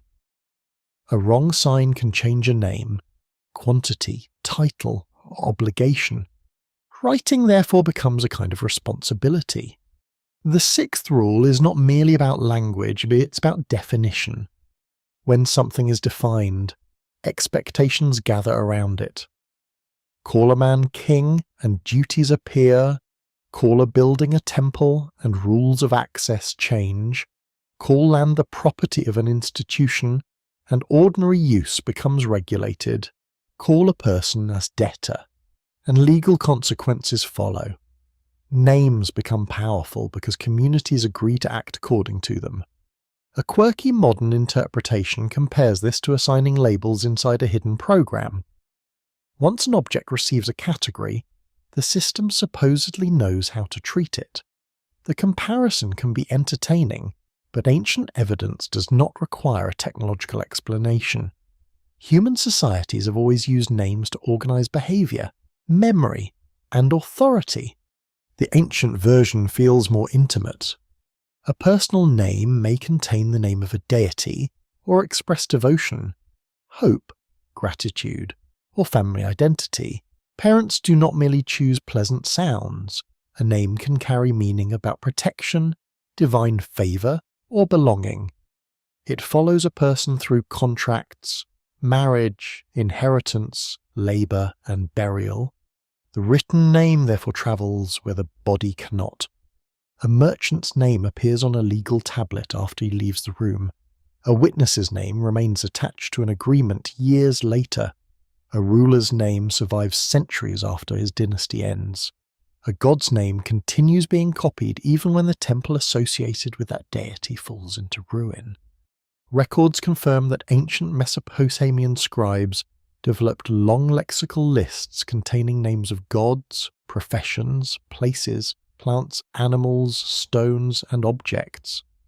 These lists were not merely dictionaries in the modern sense. They trained scribes to recognize categories and relationships inside the learned world. Writing and classification became inseparable. Scholars continue debating how ancient people understood the deeper theological force of naming. Some emphasize ritual language, where correctly identifying divine beings could affect prayer and ceremony.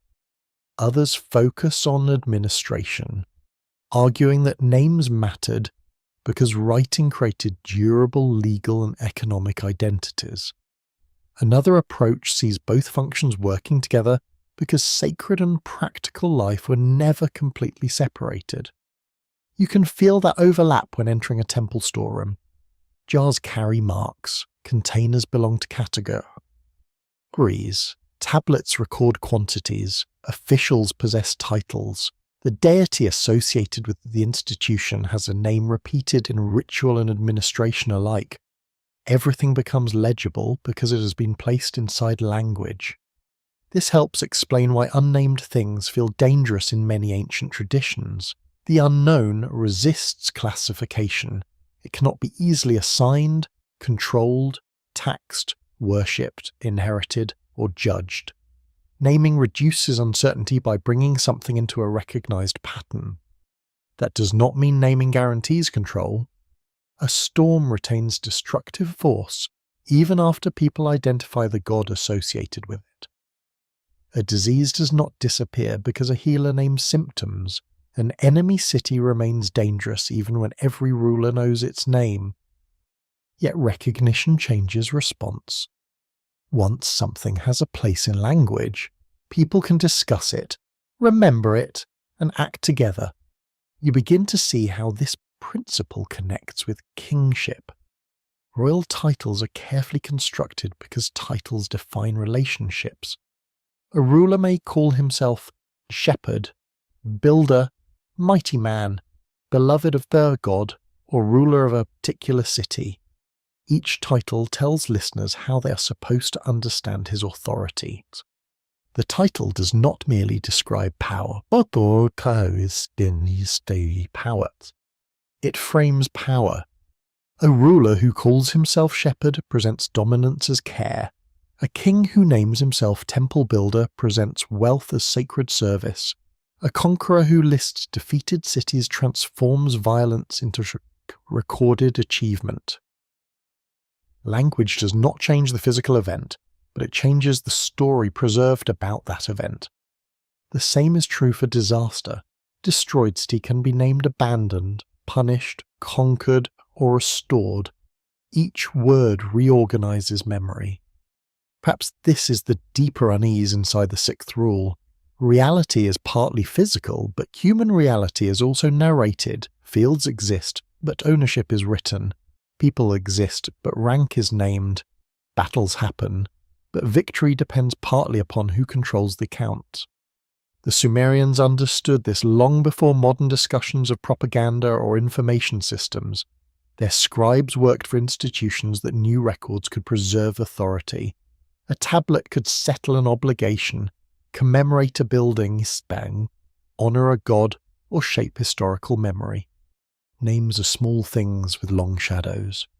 You step outside into cool night air while a distant dog barks beyond the houses. Above the street, stars remain unnamed by the darkness itself. Human beings give them identities, arrange them into patterns, and connect their movements with calendars and omens. The sky does not need those names. People do. That difference is important. Naming may not create the universe, but it creates the human map of the universe. Without that map, institutions weaken, memory fades, and relationships become harder to preserve. The scribe inside the room finishes the final sign and places the tablet aside to dry. The name is now fixed in clay. Whoever carried it may disappear. The city may vanish. The language may fall silent. Still, the name waits. The stone threshold is cold beneath your hand as you stand before a doorway that opens into darkness. Beyond it lies a chamber reserved for people with specific ritual duties, and even the air feels different there. The seventh rule grows from the sensation boundaries must hold. Ancient Mesopotamian stories repeatedly divide existence into places that cannot be crossed casually. Heaven is not earth, the city is not wilderness, the living are not the dead, a threshold is more than a line. It changes what happens to anyone who passes it. You encounter this idea most powerfully in traditions about the underworld. The realm of the dead is not simply another city reached by a long road. It has its own rulers, procedures, gates, and irreversible conditions. In stories associated with the goddess Inanna, descent requires surrender at successive gates. Signs of status are removed until the traveller stands stripped of ordinary authority. The message is unsettling because power does not travel unchanged between realms. A mainstream historical fact gives this mythology an archaeological echo. Excavations across Mesopotamian cities have revealed carefully separated sacred spaces, domestic quarters, burial areas, defensive walls, and controlled entrances. Scholars from institutions such as the University of Pennsylvania and Oxford University have studied how architecture shaped movement and access. Boundaries were therefore not abstract concepts, they were part of daily physical experience. You feel them everywhere. A wall separates household from street. A city wall separates citizens from fields and enemies. A canal marks property. A temple doorway separates common space from sacred space. A tomb separates memory from ordinary life. Each boundary tells people where behaviour must change. The Sumerian imagination extends this pattern into the cosmos. Crossing from one realm into another often means accepting different rules. A god who dominates in one sphere may become vulnerable elsewhere.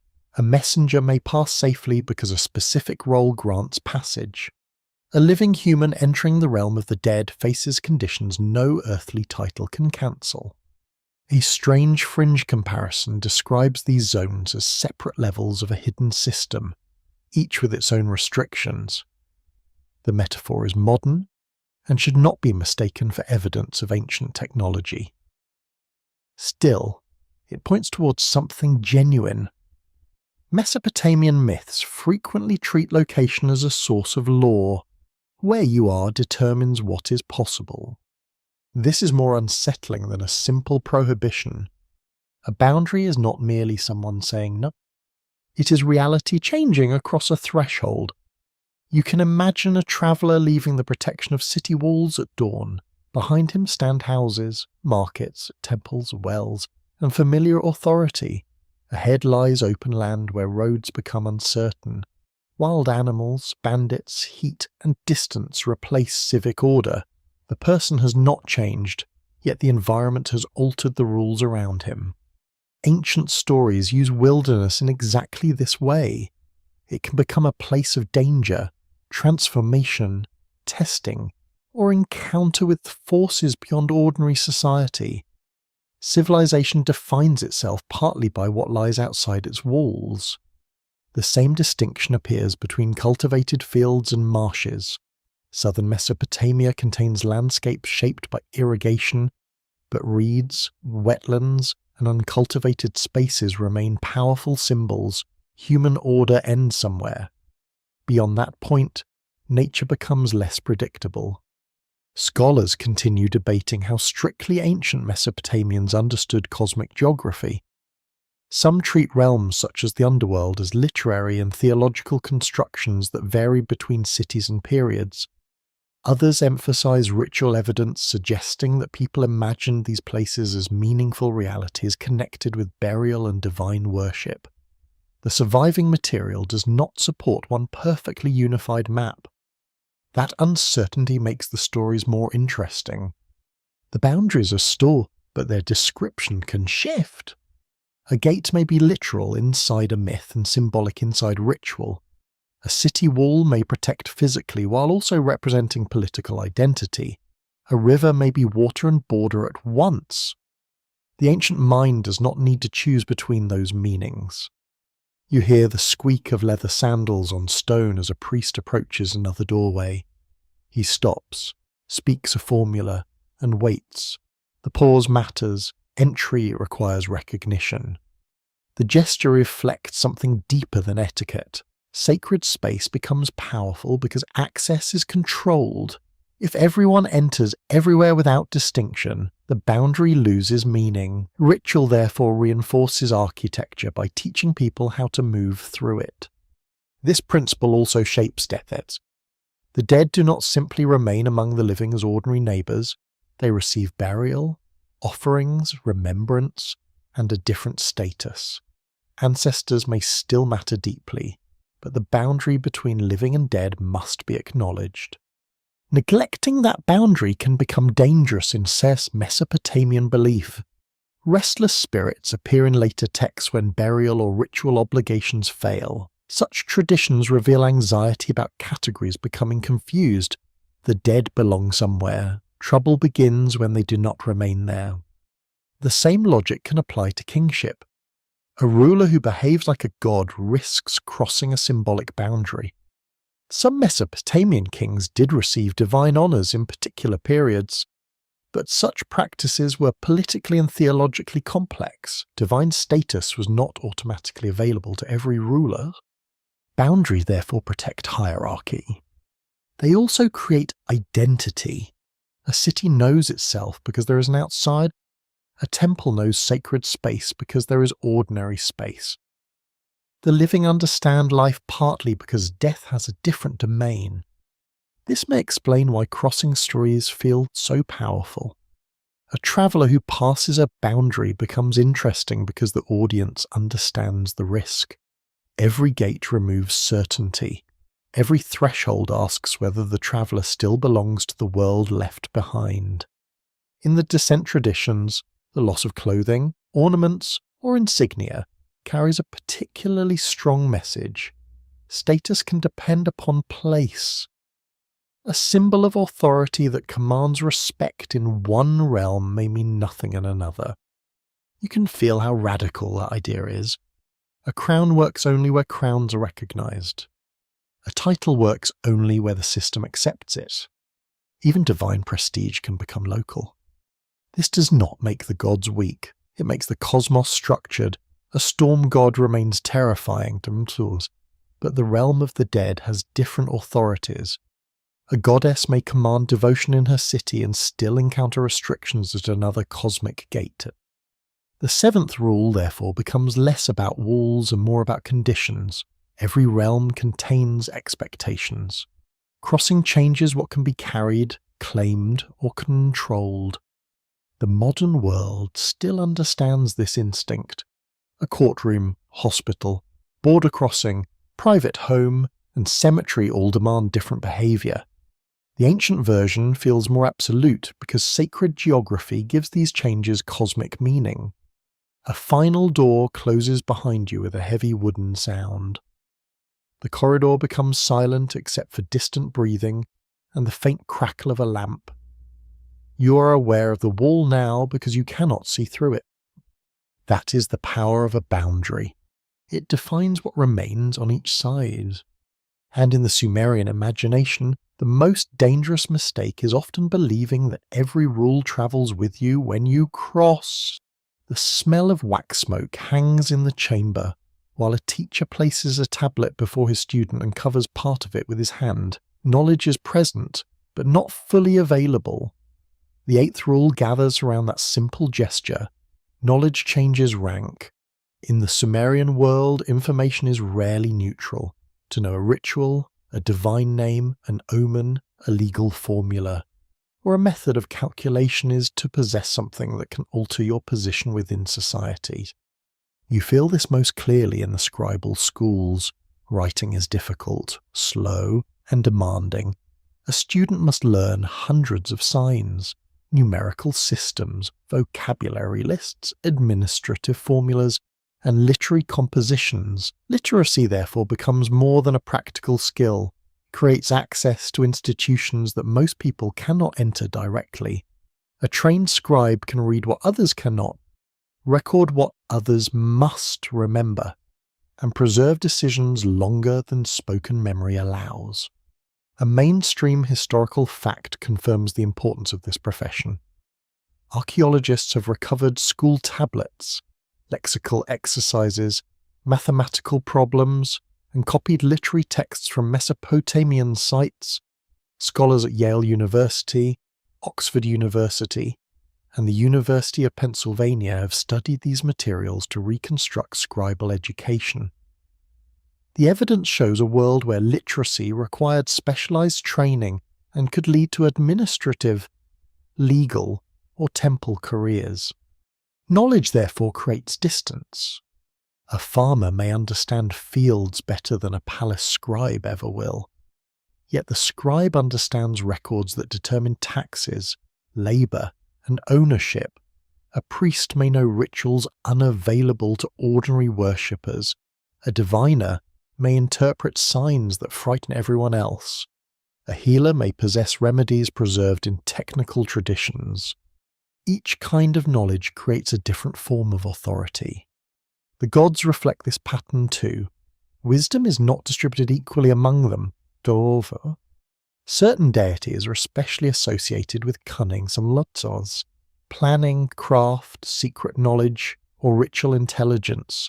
Enki, or particular, often appears as a figure of deep wisdom and problem-solving.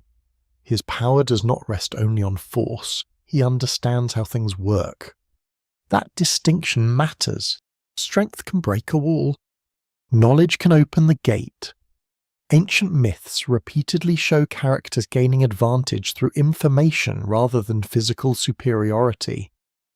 A warning delivered at the right moment can save a life. A secret name can transform a ritual. An omen, correctly interpreted, can change royal policy. A divine plan understood too late can become impossible to stop. A quirky fringe interpretation imagines this as evidence that the Sumerians believed reality contained hidden commands available only to elite initiates. The comparison sounds mysterious, but the surviving evidence supports a more grounded explanation. Ancient societies often restricted specialized knowledge because training, status, and ritual authority were unevenly distributed. Still, secrecy itself has power. If everyone knows something, knowledge becomes ordinary. If only a few know it, access becomes valuable. A temple specialist who understands a rare ritual occupies a different position from someone who only witnesses it. A scribe who can read an old inscription controls information stored beyond living memory. You hear the scratch of a reed stylus across clay. The student repeats a sign incorrectly, and the teacher corrects him without raising his voice. The lesson seems small, but the difference between knowing and not knowing can shape an entire career. This principle appears especially strongly in divination. Mesopotamian rulers consulted specialists who interpreted celestial events, dreams, unusual births, and the organs of sacrificed animals. These practices were built upon accumulated observations recorded in long omen series. Knowledge did not eliminate uncertainty, but it offered a framework for responding to it. A king who receives an omen does not merely gain information. He gains a possible advantage. If the sign predicts danger, ritual measures might be taken. If the omen concerns war, strategy may change. If it concerns the ruler personally, precautions may follow. Knowledge therefore changes behavior before an event occurs. Scholars continue to debating how ordinary people understood these expert traditions. Some emphasize the prestige of learned specialists within courts and temples. Others point out that household religion and local customs also involved practical forms of knowledge outside elite institutions. The surviving tablets favour educated voices because educated people produced most of the records. That imbalance matters. You should not confuse written knowledge with all knowledge. A shepherd understands animals, a midwife understands birth, a farmer understands soil, water, and weather. A craft worker understands materials through years of touch and repetition. Much of this knowledge leaves little writing behind. The eighth rule reaches beyond literacy because status changes whenever specialized understanding creates dependence. If only one person knows how to repair a difficult tool, that person becomes valuable. If only one priest knows a ritual sequence, others must rely on him. If one official understands the accounts, he gains influence over those who cannot check them. Knowledge creates asymmetry. That asymmetry can be useful or dangerous. A skilled healer may save lives. A dishonest scribe may manipulate records. A wise counselor may prevent disaster. A secretive official may hide wrongdoing. Information can protect a community or control it. Mesopotamian literature seems fully aware of this double edge. Wisdom is admired, yet cleverness can become deception. Secrets can preserve order, but they can also be stolen. Knowledge can elevate someone, but it can also make that person a threat. You sense this in stories where divine plans are concealed or partially revealed. A god who knows more than others holds an advantage. A human who receives forbidden or unusual knowledge crosses an invisible boundary. Rank shifts because information has moved. This is why messages matter so much in ancient narratives. Messengers carry words between rulers, cities, and gods. Their task is not glamorous, but the message can change everything. A few spoken sentences can begin war, confirm peace, request aid, announce judgment, or offer warning. Words travel faster than armies. Information often travels faster still through trained networks. A royal court depends upon reports from distant territories. Merchants bring news from trade routes. Priests observe celestial events. Scribes copy letters. Knowledge accumulates at centers of power because power wants information before anyone else receives it.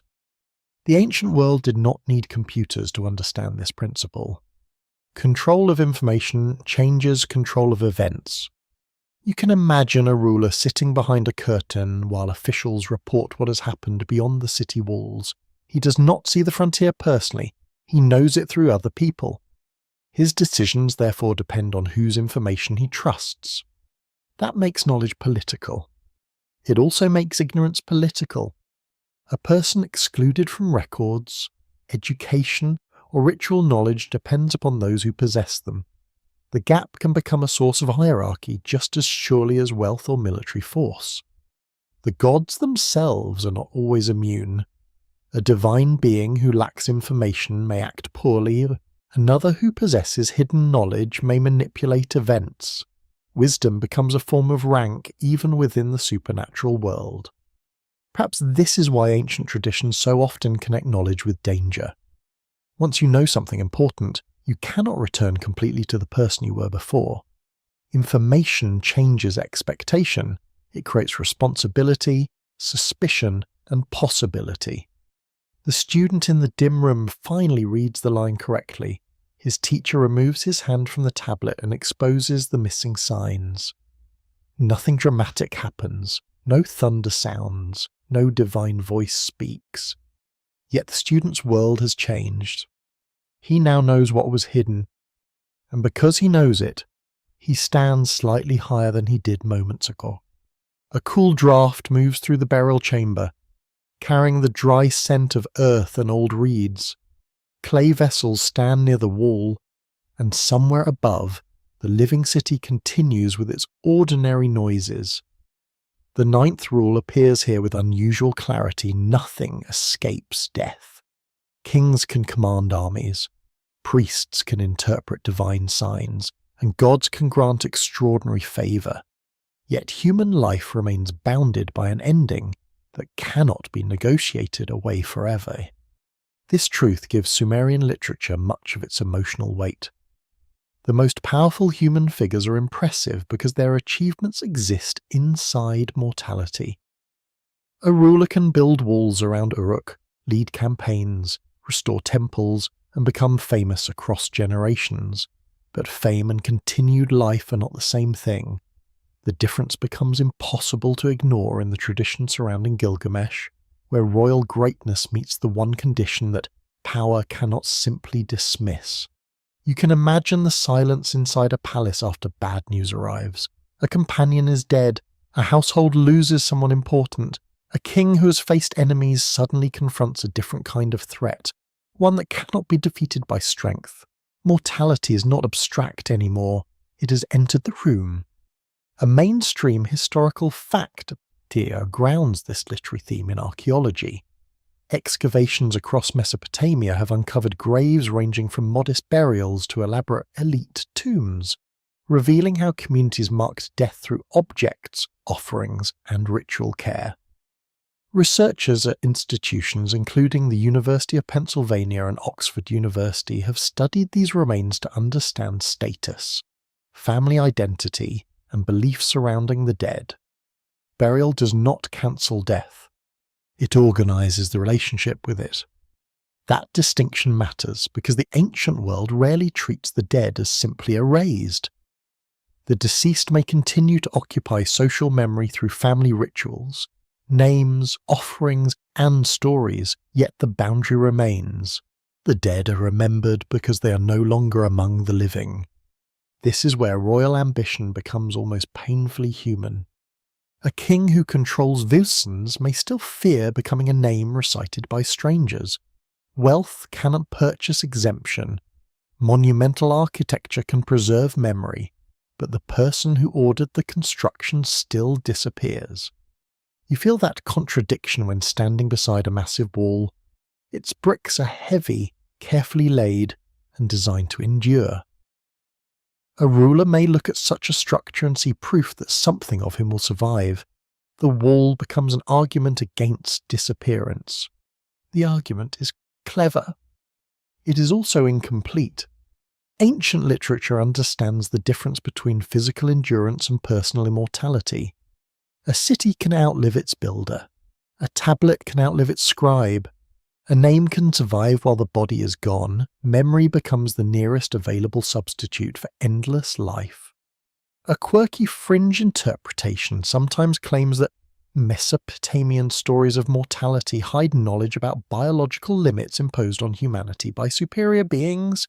Such readings are speculative and unsupported by archaeology.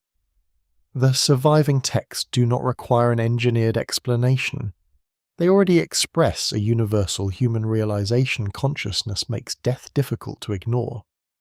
The gods complicate this realization because they often inhabit a condition different from humanity. Divine beings may endure across generations and appear outside ordinary human aging.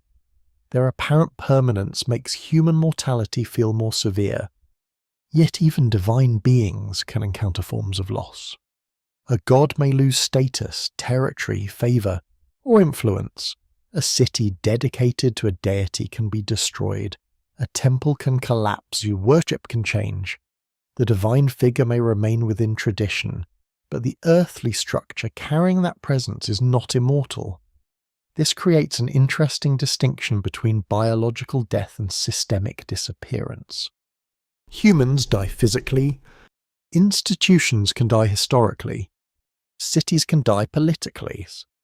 Languages can die culturally. You begin to see why mortality becomes larger than the body. The Sumerian world is full of things that seem permanent until they are not. Dynasties end, canals dry, temples fall, political centres lose importance, even writing traditions eventually become unreadable. Scholars continue debating how Sumerian attitudes toward death should be reconstructed from literary and archaeological evidence. Some emphasize the bleakness of underworld descriptions where the dead inhabit a shadowed existence. Others stress continued family relationships through funerary practice and ancestor care. The evidence suggests that fear, duty, memory, and acceptance existed together rather than as one simple doctrine. You can hear that complexity in the quiet of a household mourning ritual. Grief is personal, but ritual gives it structure. Food may be prepared, names may be spoken, relatives gather. Objects are placed with the deceased. Each action says that death changes the relationship without making memory disappear immediately. The ninth rule, therefore, does not merely announce an ending. It defines urgency. Because life is finite, decisions matter. Because kings die, succession matters. Because craftsmen die, skills must be taught. Because scribes die, texts must be copied. Because elders die, memory must move into younger minds. Mortality creates transmission. This is one of the strangest consequences of death. The limit that ends an individual also forces culture to continue through replacement. Knowledge must travel, titles must pass, property must transfer, children must inherit, institutions must survive people. A city is therefore built from mortal hands performing tasks designed to outlast them. You see workers repairing a temple stair. None will live long enough to know every generation that walks there. Their labour enters a structure larger than their lifespan. The same is true of canals, walls, legal traditions, and writing. Death creates humility, but it also creates continuity. Gilgamesh becomes powerful precisely because his struggle against mortality fails in a meaningful way. The lesson is not that ambition is foolish. The lesson is that ambition must eventually change direction. A ruler cannot keep himself alive forever, but he can build, govern, remember, and be remembered. That shift contains the emotional centre of the ninth rule. Mortality cannot be defeated by force. It can only be answered by meaning. The gods themselves cannot simply remove this condition whenever affection moves them. In the stories, divine favour has limits. Exceptional humans may receive extraordinary gifts, but endless earthly life remains elusive. This suggests that mortality belongs to the structure rather than to a temporary mistake. The idea is severe. It's also strangely stabilizing. If kings never died, succession would collapse. If generations never ended, inheritance would lose meaning. If no one left, social renewal would become impossible. Mortality is painful, but it creates movement through time. The ninth rule therefore resembles the final boundary supporting all the others. Order matters because time is limited. Fate matters because life has an endpoint. Permission matters because offices outlive office holders. Knowledge matters because it must be passed on before its keeper disappears. You step outside the burial chamber and feel warmer air touch your face. The city sounds return immediately. Children call across a courtyard. A merchant argues over a measure. Someone laughs beside a doorway. Life continues with almost rude confidence.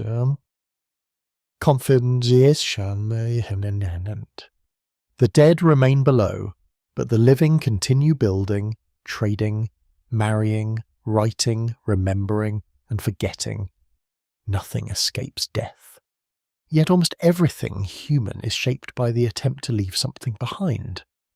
The smell of fresh bread drifts through a temple courtyard as workers carry baskets toward a storeroom. Nearby, sheep are counted, jars are sealed, and scribes record deliveries with steady hands, and the scene feels ordinary, almost domestic. Yet ancient creation traditions place this kind of labour at the centre of humanity's purpose. Humans are not always created simply to admire the gods. In several Mesopotamian stories, They exist to take on burdens that divine beings no longer wish to carry. You stand for a moment beside a canal where men lift mud from the water with baskets. Their shoulders shine beneath the sun, and their movements repeat with exhausting precision. Irrigation is essential, but maintenance is relentless. Channels silt up, banks collapse, fields demand water, roads require repair, buildings decay. A civilization survives only because someone keeps working. This practical reality gives the creation stories their sharp edge. One influential Mesopotamian tradition describes a time when lesser divine beings themselves perform heavy labor. They dig waterways and maintain the earth until the burden becomes intolerable. Their protest eventually leads to the creation of humanity as a new laboring population. The surviving version comes from later Akkadian literature rather than a single Sumerian tablet, but it develops themes already rooted in older Mesopotamian religious thought. Researchers at Yale University, Oxford University, and the University of Pennsylvania have studied these creation traditions alongside administrative evidence from temples and palaces. One mainstream historical fact is difficult to miss. Ancient Mesopotamian institutions depended upon organized human labor on a massive scale. Agricultural workers, herders, builders, boatmen, textile workers, cooks, scribes, and servants supported urban life. The mythology places that labor inside a cosmic explanation. Humans work because work is necessary. The unsettling part is who benefits. In the stories, divine beings receive offerings, temples, food, drink, praise, and ritual attention. Humans maintain sanctuaries and sustain the cult. From a modern perspective, this can sound like a universe designed around service. The gods possess greater status, while humanity performs the tasks that keep divine and earthly systems functioning. A quirky fringe interpretation pushes this idea into science fiction. Some modern writers claim that humanity was engineered as a slave species by technologically advanced visitors, that reading is not supported by archaeology or by the linguistic evidence of the text. Ancient myths speak in religious categories shaped by temples, kingship, labour, and divine hierarchy rather than modern biotechnology. Still, the old stories genuinely ask a difficult question. Why are humans here? The answer is not always flattering. You hear grain being poured into a jar, producing a soft rushing sound like dry rain. The labourer doing this task may never enter the innermost sanctuary. He may never read the tablet recording his ration, yet his work supports an institution that claims cosmic significance. This relationship between labour and sacred order is crucial. The gods may grant civilization, but civilization requires human maintenance. A temple cannot feed itself. A canal cannot repair itself. A festival cannot organize itself. Sacred order depends upon mortal hands. That creates an unexpected dependent. Humans may appear subordinate, yet the system also needs them. The divine world receives worship through human action.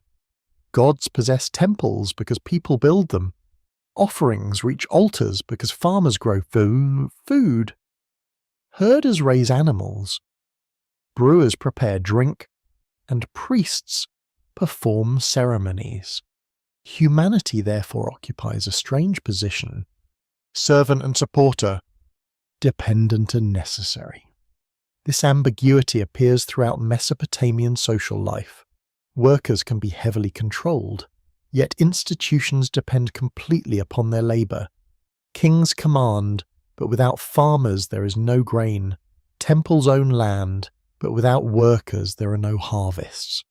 Scribes record obligations, but their tablets contain nothing unless people actually produce goods. The system is hierarchical, yet every level depends upon another. Scholars continue debating how literally creation myths should be connected with historical labour systems. Some historians see these stories as reflections of temple-based societies where service and obligation shaped everyday life. Others caution that myth operates symbolically and cannot be reduced to economic propaganda. The open question remains whether the stories justify social hierarchy, explain cosmic necessity, or do both at once. You can feel why the debate matters. If humans were created to work, then labour becomes sacred. But sacred labour can also become a powerful political idea. A ruler who organises work can present himself as maintaining divine order. A temple that receives offerings can describe those offerings as necessary for cosmic stability. Obligations therefore become more than practical demands. They become part of the structure of existence. This does not mean ordinary people passively accept every burden. Administrative tablets preserve disputes, absences, debts, shortages, and failures that suggest daily life was far more complicated. Workers negotiate, resist, escape, complain, and adapt, just as people do in every age. The mythology provides an ideal pattern. Reality remains untidy. You follow a group of labourers carrying bricks toward a construction site. Each brick is small, but thousands together form a platform that may support a temple for generations. The individual worker disappears into the scale of the project. That image captures humanity's role with uncomfortable precision. One life is brief, the structure continues. Perhaps the ancient storytellers understood this better than most. They lived in cities where monumental buildings towered over ordinary houses. The architecture itself taught people that institutions were larger than individuals. Yet the human contribution never vanished completely. Every monument contains fingerprints. Some surviving bricks still preserve impressions made accidentally by the hands that shaped them. A thumb mark, a scrape, a slight unevenness. The worker may be nameless, but the touch survives. This is where the creation story becomes less bleak. Humans may be created for labour, yet labour becomes creation. They dig canals, but those canals make fields possible. They build walls, but those walls protect families. They make offerings, but those offerings create festivals, music, meals, and shared memory. The purpose assigned from above becomes something richer when lived from below. Human beings create meaning inside obligation. They turn work into craft. They turn survival into culture. They turn service into memory. A potter shaping clay may not control the divine order, but the vessel reflects skill and choice. A singer performing a hymn may serve the temple, but the melody carries emotion no decree can fully command. A parent working for grain may still return home and tell stories beside a lamp. The system uses human labour. Humanity transforms the system through experience. That tension may be one of the oldest social mysteries preserved in Mesopotamian thought. Are people merely workers inside a structure designed by greater powers, or do they become something more because consciousness allows them to understand, reinterpret, and remember what they do? The texts do not give a simple answer. Perhaps they cannot. You look across the city as evening settles over rooftops. Smoke rises from cooking fires. Workers leave construction sites. Children run between doorways. Temple lamps begin glowing above the streets.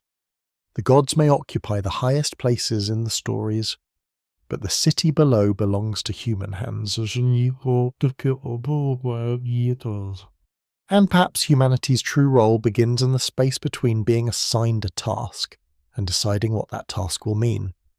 The evening sky deepens above the temple roofs, while distant bells and voices blend into one soft murmur. You imagine the gods watching from their appointed places, powerful yet strangely confined by the very structures that give them meaning. The pattern now becomes difficult to ignore. Divine beings rule, judge, bless, destroy, advise, and contend with one another, but they rarely appear completely free from obligation. Their power exists inside relationships, hierarchies, decrees, duties, and consequences. This is the unsettling possibility at the heart of the system. The gods may command humans, but they too seem to inhabit a larger order. A deity can possess a city yet still depend on worship. Another may wield immense authority yet remain subject to decisions made by an assembly. A goddess may cross into another realm and discover that her status no longer protects her. Divine greatness does not erase structure. You can feel how different this is from a simple story of absolute power. The gods do not hover above reality as detached spectators. They are embedded in it. They belong to families, cities, divine councils, ritual traditions, and spheres of responsibility. Their influence has boundaries because their identities depend upon those boundaries.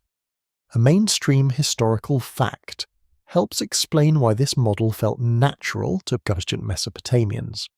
Scholars at Yale University, Oxford University, and the University of Pennsylvania have shown how divine hierarchies often reflected social and political structures familiar to ancient cities. Kings, elders, officials, temple personnel, messengers, and households all lived within layered systems of authority. The heavens could therefore be imagined in similarly organized terms. Yet the Divinitas Kringfeste, divine world, is not merely a copy of human politics. It also exaggerates human anxieties. A king fears losing legitimacy, and gods can lose prestige when cities decline. A worker fears obligation, and lesser deities can be assigned burdens. A court official worries about rank, and divine characters compete for recognition. Human society becomes cosmic, while cosmic order becomes strangely human. A quirky fringe interpretation suggests that such stories describe beings trapped inside a predetermined simulation. Gods, in this reading, are not creators of the system, but advanced participants forced to obey deeper rules. The idea is imaginative, but no archaeological evidence supports a literal simulation. What the texts do support is the existence of divine limitation. That distinction matters. You do not need hidden machinery to find the mystery. The gods already struggle with boundaries. You hear a ritual chant carried across the courtyard. The divine names are spoken in sequence, each linked with titles, places, and functions. The recitation itself reinforces hierarchy. A name is not merely praise, it identifies where a god belongs within the sacred order. This creates dependence through definition. A storm god without storms loses meaning. A city goddess without a city loses political presence. A wisdom deity without sacred knowledge loses distinction. Divine identity is powerful because it is specific here. Specificity creates limitation. You can imagine a king complaining about his crown because it restricts him. The thought sounds absurd until you consider the obligations attached to rule. A crown grants authority, but it also creates duties, enemies, ceremonies, expectations, and danger. Power enlarges possibility while narrowing freedom. The gods experience something similar in myth. A deity connected with justice cannot ignore justice endlessly without contradiction. A divine guardian has responsibilities. A ruler of the underworld cannot simply abandon that realm because another place looks more pleasant. Office becomes fate. This may be why ancient myths contain so many stories of negotiation rather than simple command. If every god could do anything without resistance, conversation would be unnecessary. Assemblies, bargains, warnings, and disputes only matter in a universe where no single will controls everything. Scholars continue debating whether this divine limitation represents a consistent theological principle or simply the practical needs of storytelling. Some historians emphasize the dramatic nature of myth, where conflict requires limits. Others see deeper religious ideas about cosmic order and differentiated divine authority. The evidence allows both possibilities to coexist. You feel the complexity in stories where gods regret their own decisions. A divine decree may create suffering, yet reversing it is not always simple. Another deity may search for a loophole, substitute, or compromise. The structure behaves almost like laws. Not law in the modern courtroom sense. Law is constraint. This becomes especially intriguing when divine beings rely upon messengers, omens, counsels, and rituals. If God already knows and controls everything, these mechanisms would be unnecessary. Their presence suggests a world where information, authority, and action remain distributed.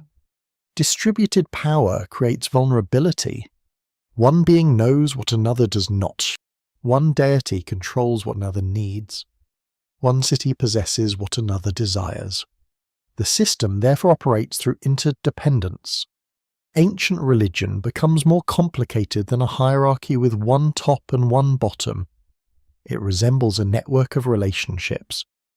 A powerful god may dominate one part of that network while depending on another elsewhere. You sense this in temple life. A deity may be honored as supreme within one city, while another city praises a different god with equally grand language. Local devotion does not require a universal ranking agreed upon everywhere. Religious importance can shift according to geography, dynasty, and political fortune. That instability reveals something important. Divine rank can be historical. When a city rises politically, its patron deity may gain broader prominence. When a dynasty expands, its favoured god may be praised across larger territories. The sacred hierarchy changes alongside human history, so even divine prestige can move. That movement would be impossible in a system of completely fixed omnipotence. Instead, the gods live inside relationships shaped by worship, politics, tradition, and literary memories. This makes them powerful but not free.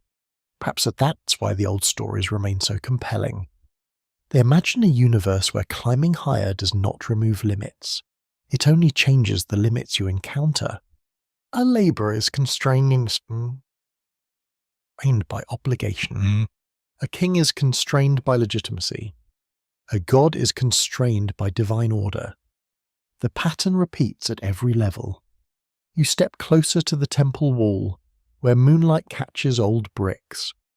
Somewhere beneath the plaster are foundation deposits naming rulers who once believed their power would endure. Their kingdoms vanished, yet the gods they worshipped survived in stories. Even that survival is conditional. A god remembered in text remains present to us. A god whose name disappears becomes silence. The divine world depends upon transmission just as human memory does. This introduces a final irony. Gods may appear immortal inside their stories, but historically their survival depends on mortal scribes. Without copied tablets, preserved rituals, and remembered names, even divine identities can fade. The gods depend upon humans to remain visible. Humans depend upon the gods to explain the world. Neither side is entirely independent. The matrix comparison becomes unnecessary at this point, because the ancient system is already strange enough. Power flows upward and downward. Authority creates obligations. Identity creates limits. Rank does not eliminate dependence. The night air grows cooler, and the temple courtyard empties.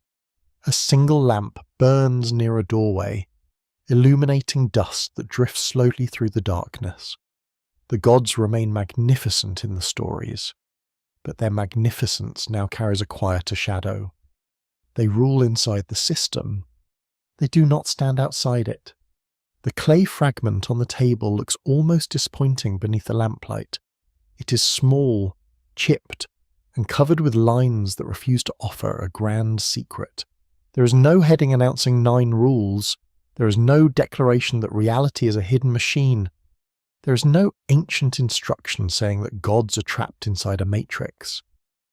Instead, there are separate texts, separate myths, separate traditions, and separate scribal copies spread across centuries. The famous tablet, as modern imagination usually describes it, does not appear in the archaeological record. What survives is stranger, because the legend seems to have been assembled from authentic ideas that never belong to one single document. You can see how such a misunderstanding begins. One text speaks about divine powers, another speaks about destiny, another describes boundaries between realms, another presents gods making collective decisions. A later reader gathers these pieces and notices recurring patterns. The next reader simplifies them. Soon the fragments become a list. The list becomes 9 rules, and the 9 rules become a mysterious tablet supposedly hidden from ordinary history. A mainstream historical fact helps explain why this happened so easily. Thousands of Sumerian and later Mesopotamian tablets survive in museum collections and archaeological archives around the world, and many literary works are known from multiple fragmentary copies. Scholars at Yale University, Oxford University, the University of Pennsylvania, and other major institutions routinely reconstruct compositions from tablets found in different places. The reconstruction is real, but it is a scholarly process, not the discovery of a secret master text. You imagine a museum storeroom where trays of clay fragments rest beneath careful labels.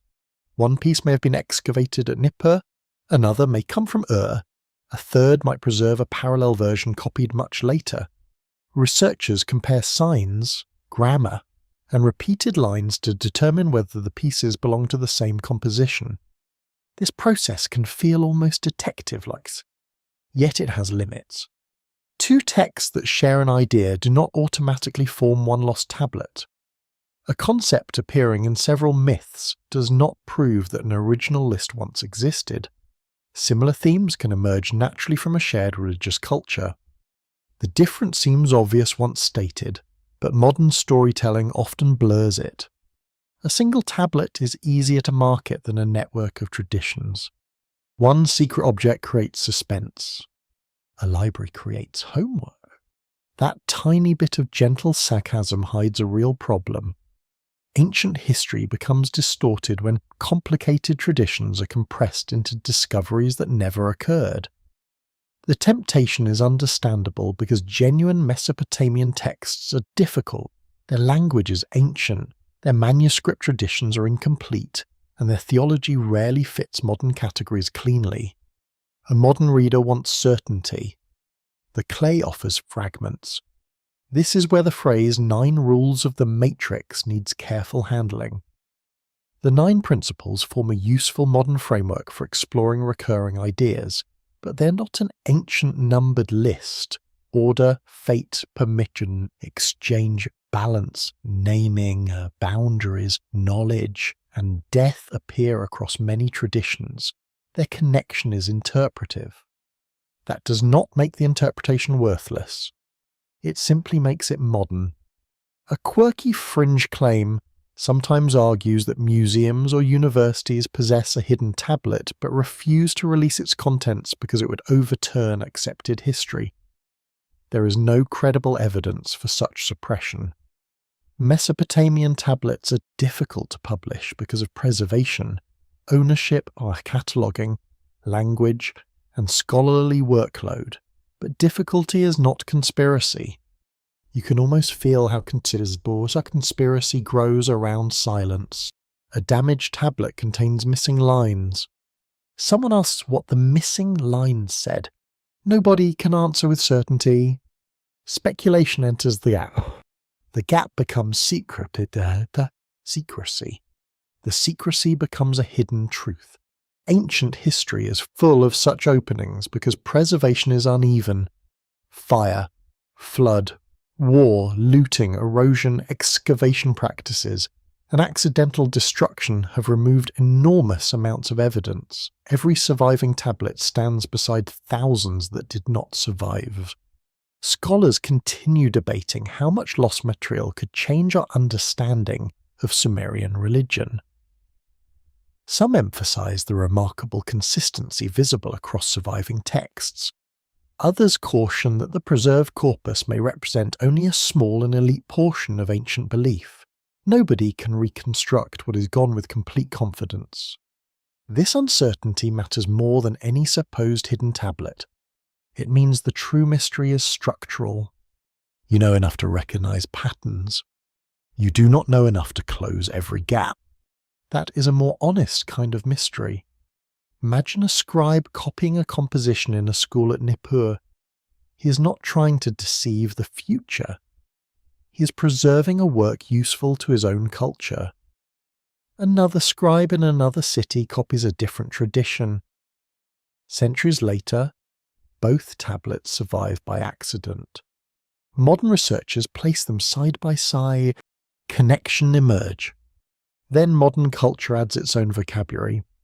Words such as simulation, code, program, matrix, system, and algorithm enter the discussion because they belong to the technological age. Ancient concepts begin sounding modern when translated through modern metaphors. The process works in both directions.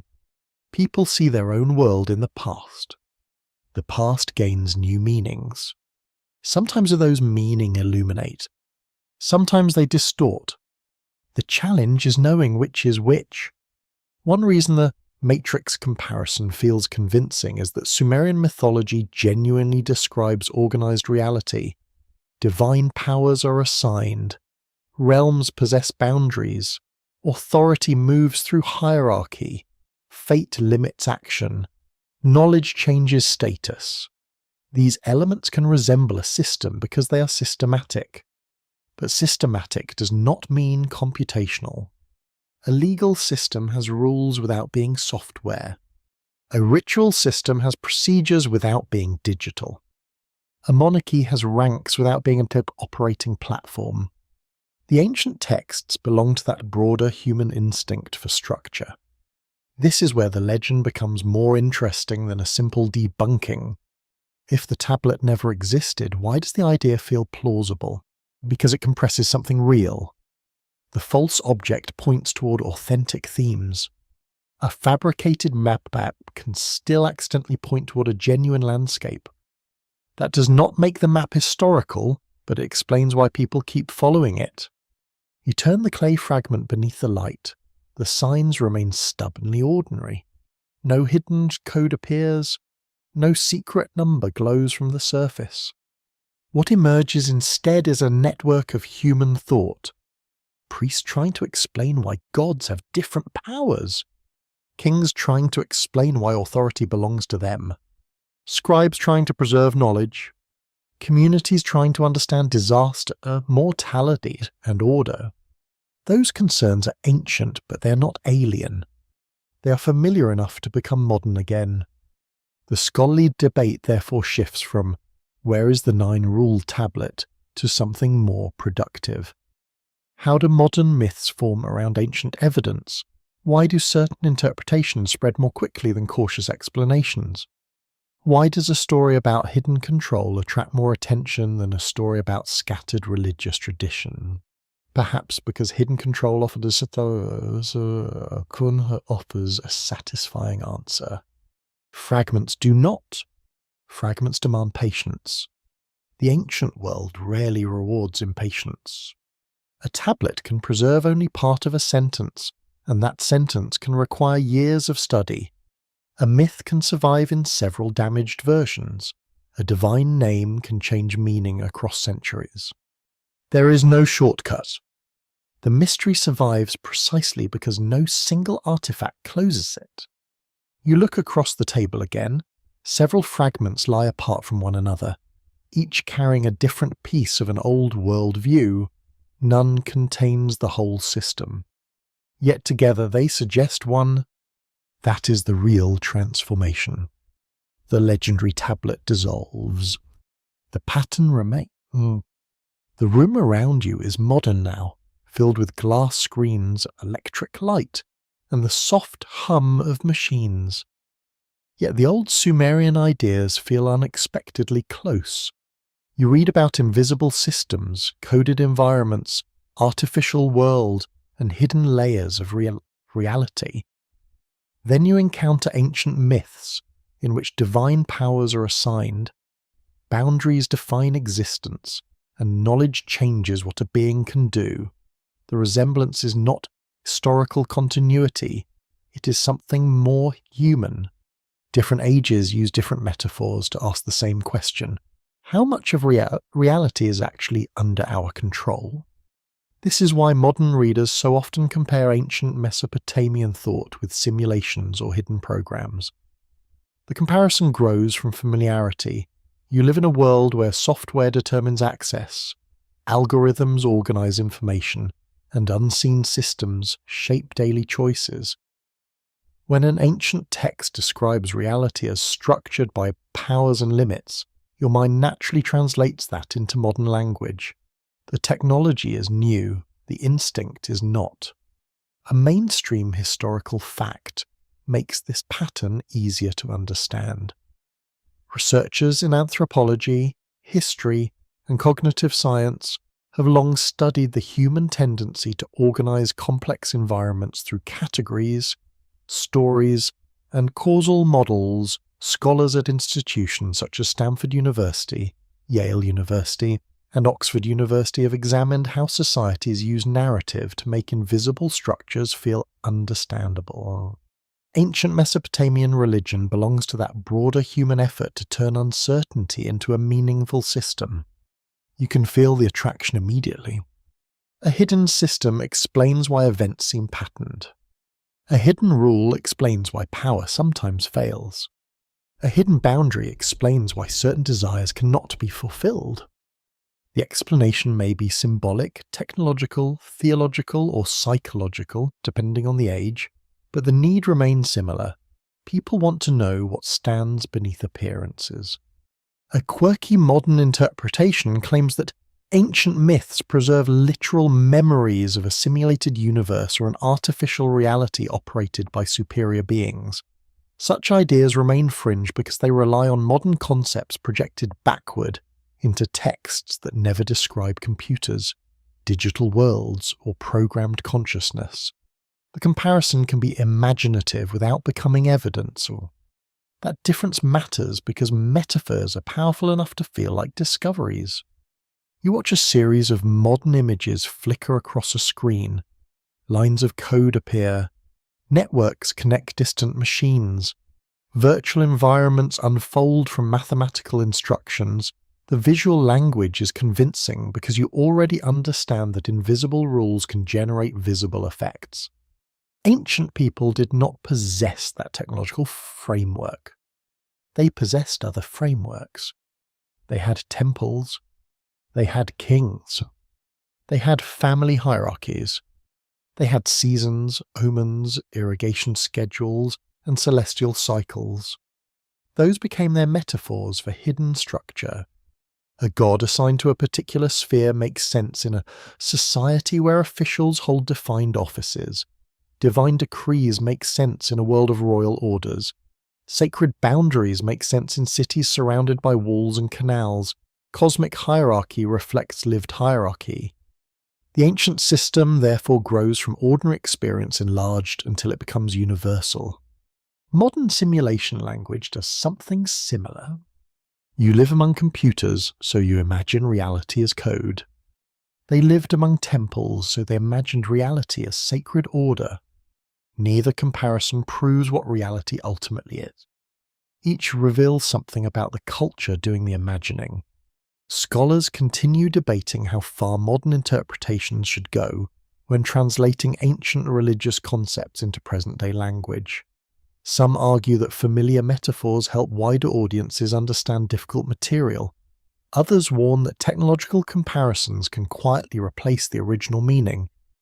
The challenge is to preserve accessibility without turning resemblance into equivalence. You can see how easily the boundary is crossed. Call a divine decree a command, and the translation sounds reasonable. Call it an instruction, and the idea feels slightly more mechanical. Call it code, and suddenly the ancient world appears digital. One word changes the atmosphere. Language reshapes perception. This is why modern retellings often become more mysterious than the original texts. A scholar may describe a sacred power as an ordinance. A popular storyteller calls it a hidden protocol. Another person repeats the phrase as an ancient program. Soon the metaphor becomes a claim. The chain is simple. The transformation is profound. Yet there is no need to mock the impulse behind it. The comparison survives because modern people genuinely recognize themselves in ancient concerns. You still live under systems larger than any individual. Governments, markets, technologies, institutions, and social norms all shape possibility without becoming visible in a single place. You interact with invisible structures constantly. A financial record affects whether you receive a loan. A password determines whether you enter an account. A legal status changes what rights you possess. A medical diagnosis alters how institutions treat your body. A digital ranking changes what information you see. None of these systems is supernatural, yet they can feel strangely godlike because their effects are real, while their mechanisms remain hidden from ordinary view. This is where Sumerian mythology finds a new audience. The old stories describe beings living inside structures they do not fully control. Modern people understand that feeling very well. You can be surrounded by technology and still feel uncertain about the systems deciding what reaches you. You can understand a device while knowing little about the networks behind it. You can choose freely within options shaped by forces you never personally selected. That tension gives the Matrix metaphor emotional power. Not proof, recognition. A modern listener hears that even gods have limits and thinks about programmers, administrators, artificial worlds, or hidden architecture. An ancient listener might have thought about royal courts, divine councils, cosmic regions, and fate. The images change. The discomfort remains. There is another reason the comparison endures. Ancient Mesopotamian texts are incomplete, and incompleteness invites projection. When lines are missing, imagination enters. When translation is uncertain, modern vocabulary fills the gap. When divine concepts resist simple explanation, people reach for the most familiar system available. Today, that system is technology. 1,000 years from now, another culture may use a completely different metaphor. Perhaps they will describe reality through biological networks, quantum fields, collective minds, or concepts you cannot yet imagine. Your own technological language may seem quaint to them. That possibility should make you cautious. Every age thinks its favourite metaphor is unusually accurate. The Sumerians probably felt the same confidence when they can imagine cosmic order through institutions they knew intimately. You stand between two mirrors now. One reflects ancient Mesopotamia. The other reflects the technological present. They do not show the same world, but certain shapes align. Hierarchy, permission, boundaries, information, mortality, system. The resemblance is enough to create a haunting feeling without requiring any secret transmission across thousands of years. Perhaps this is the more interesting explanation. Human beings repeatedly discover that life is constrained by systems. They repeatedly invent stories to make those systems visible. Sometimes the system becomes a council of gods. Sometimes it becomes fate. Sometimes it becomes bureaucracy. Sometimes it becomes code. The metaphor changes when society changes. The anxiety persists. A final screen goes dark, leaving only your reflection in the glass. For a moment, the modern room feels almost as mysterious as the ancient temple. The machines remain silent around you, following instructions you cannot see. No clay tablet that's required. The old question survives perfectly well without one. What if reality has rules you can feel, but never fully observe? The night over southern Mesopotamia feels immense, and the flat horizon gives the stars nowhere to hide. You stand near the edge of an ancient settlement where wind moves softly through reeds, carrying the scent of wet earth and distant cooking fires. Somewhere beyond the darkness lies a ruined canal, an abandoned wall, and the remains of a city that once believed itself secure. This is where memory becomes more powerful than certainty. The oldest stories may not preserve literal records of forgotten civilizations, but they may preserve something just as important: human memories of collapse, survival, authority, catastrophe, and the repeated discovery that no system remains under perfect control. Ancient Mesopotamia experienced dramatic political and environmental changes across many centuries. Cities rose, expanded, fought, declined, and sometimes returned under new rulers. Archaeological work by researchers associated with the University of Chicago, Yale University, Oxford University, and other major institutions has documented shifts in settlement, agriculture, trade, and political authority across the region. The evidence does not show one single apocalypse ending civilization. Instead, it reveals repeated disruptions, migrations, reorganizations, and recoveries. That pattern matters because myths are born inside communities that remember instability. A child may hear stories from parents about a city that once prospered. An old man may remember a flood that destroyed fields. A temple singer may recite a lament about a ruler whose dynasty vanished. Over generations, particular events become compressed into larger stories about divine anger, fate, destruction, and restoration. Memory changes shape. It does not necessarily disappear. You can feel this process in flood traditions. Southern Mesopotamia depends upon rivers that bring fertility and danger together. A severe flood can destroy houses, erase boundaries, drown livestock, and cover fields with mud. Such events leave physical and emotional scars. Ancient stories of overwhelming floods may therefore preserve cultural memories of real disasters. Although scholars continue to debating how particular myths relate to specific archaeological events, some researchers emphasize environmental experience, others caution that flood narratives also carry theological and literary meanings that cannot be reduced to one historical catastrophe. The uncertainty is important. Memory is rarely a photograph. It is a reconstruction. People retell events according to what matters in the present. A flood remembered by farmers may become a divine judgment in later literature. A political collapse may become evidence that sacred favour was withdrawn. A lost city may become a symbol of everything fragile in human achievement. This is where the hidden timeline becomes more subtle. Long before surviving literary tablets were copied, communities already possessed generations of oral memory. Stories could move through families, temples, festivals, and professional singers before scribes ever pressed them into clay. The written version may therefore represent the final visible stage of a much older process. You cannot recover every earlier version. That silence is unavoidable. A quirky fringe idea claims that Sumerian myths preserve memories of civilizations existing far earlier than accepted archaeology allows.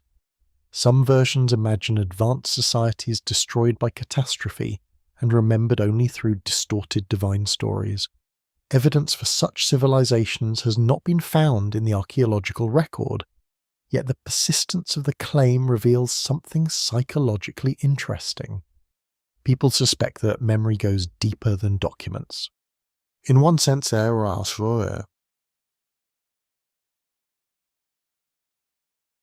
human communities remembered places, ancestors, disasters, and migrations long before writing. Oral tradition can preserve striking information, but it also changes through performance, symbolism, and social need. The difficulty is separating durable memory from later interpretation. You walk through an abandoned quarter where moonlight touches broken mud brick. A doorway opens into a room with no roof. Grass grows where a family once slept. The silence feels almost personal because ruins make absence visible. Someone lived here. Someone thought tomorrow would arrive normally. That knowledge is enough to make collapse unsettling. Ancient people were surrounded by ruins too, Oh well. Well. A Sumerian farmer could pass the remains of an older settlement and know that a people once lived there. A king could build beside monuments belonging to forgotten rulers. A priest could discover foundation inscriptions naming dynasties no longer powerful. The past was physically present beneath their feet. This may help explain why Mesopotamian literature is so sensitive to cycles of greatness and loss. Cities are praised as eternal sport, yet poems also mourn their destruction. Kings claim lasting fame, yet scribes preserve lists showing dynasty after dynasty ending. The contradiction is obvious. Nothing political is truly permanent. Scholars studying ancient Mesopotamian historiography have noted that king lists and royal traditions often organize the past into sequences of rulers and cities. These texts are not neutral modern chronologies. They shape political memory by presenting kingship as something that moves through time. This gives history a rhythm. Authority appears. Authority concentrates. Authority shifts.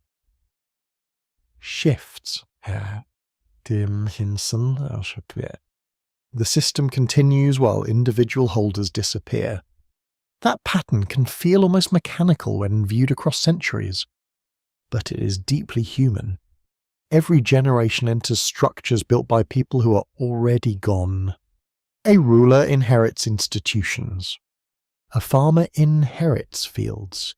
A priest inherits rituals. A scribe inherits signs. Even rebellion inherits something, because it pushes against a structure already present. Humanity's role within the ancient system therefore becomes less passive than it first appears. People receive traditions, but they also modify them. They preserve stories, but they reinterpret them. They obey institutions, but they rebuild those institutions after collapse.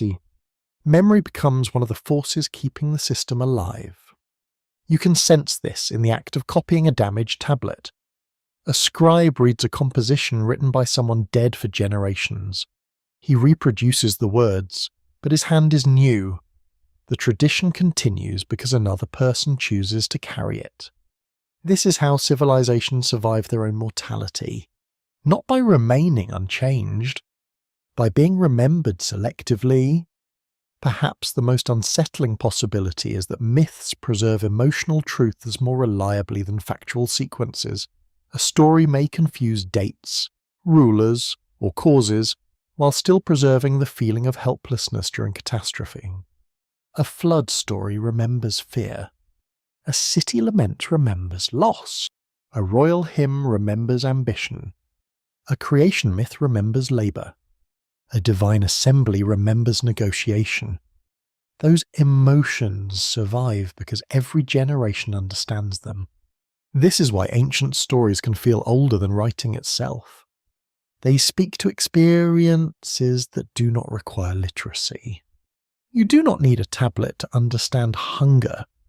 You do not need a palace to understand hierarchy. You do not need a temple to understand uncertainty. The clay simply preserves what human beings are already feeling. The hidden timeline may therefore lie less in forgotten civilizations and more in forgotten experience. Long before recorded history, people survived droughts, floods, violence, migrations, disease, and political change. Their stories travelled forward even when names and dates vanished. By the time scribes wrote them down, memory had become mythology. That does not make the myths false. It makes them layered.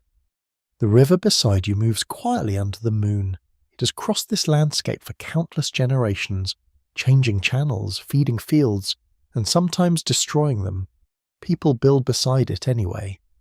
That may be the deepest patterns preserved in the ancient record. Human beings know system fail. They build them again. They know rulers die. They crown new ones. They know cities fall. They return to the ruins. Perhaps the hidden truth is not that one lost civilization controlled everything. Perhaps it is that no civilization ever did. And still, people continue trying to create order beneath the same indifferent stars. The city is almost silent now, and only a few lamps remain awake along the temple walls. Cool air moves through the streets, carrying traces of river water, smoke, grain, and damp earth.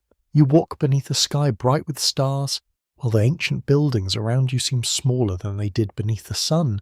Their walls still stand, their gates still hold, and the sacred rooms remain guarded.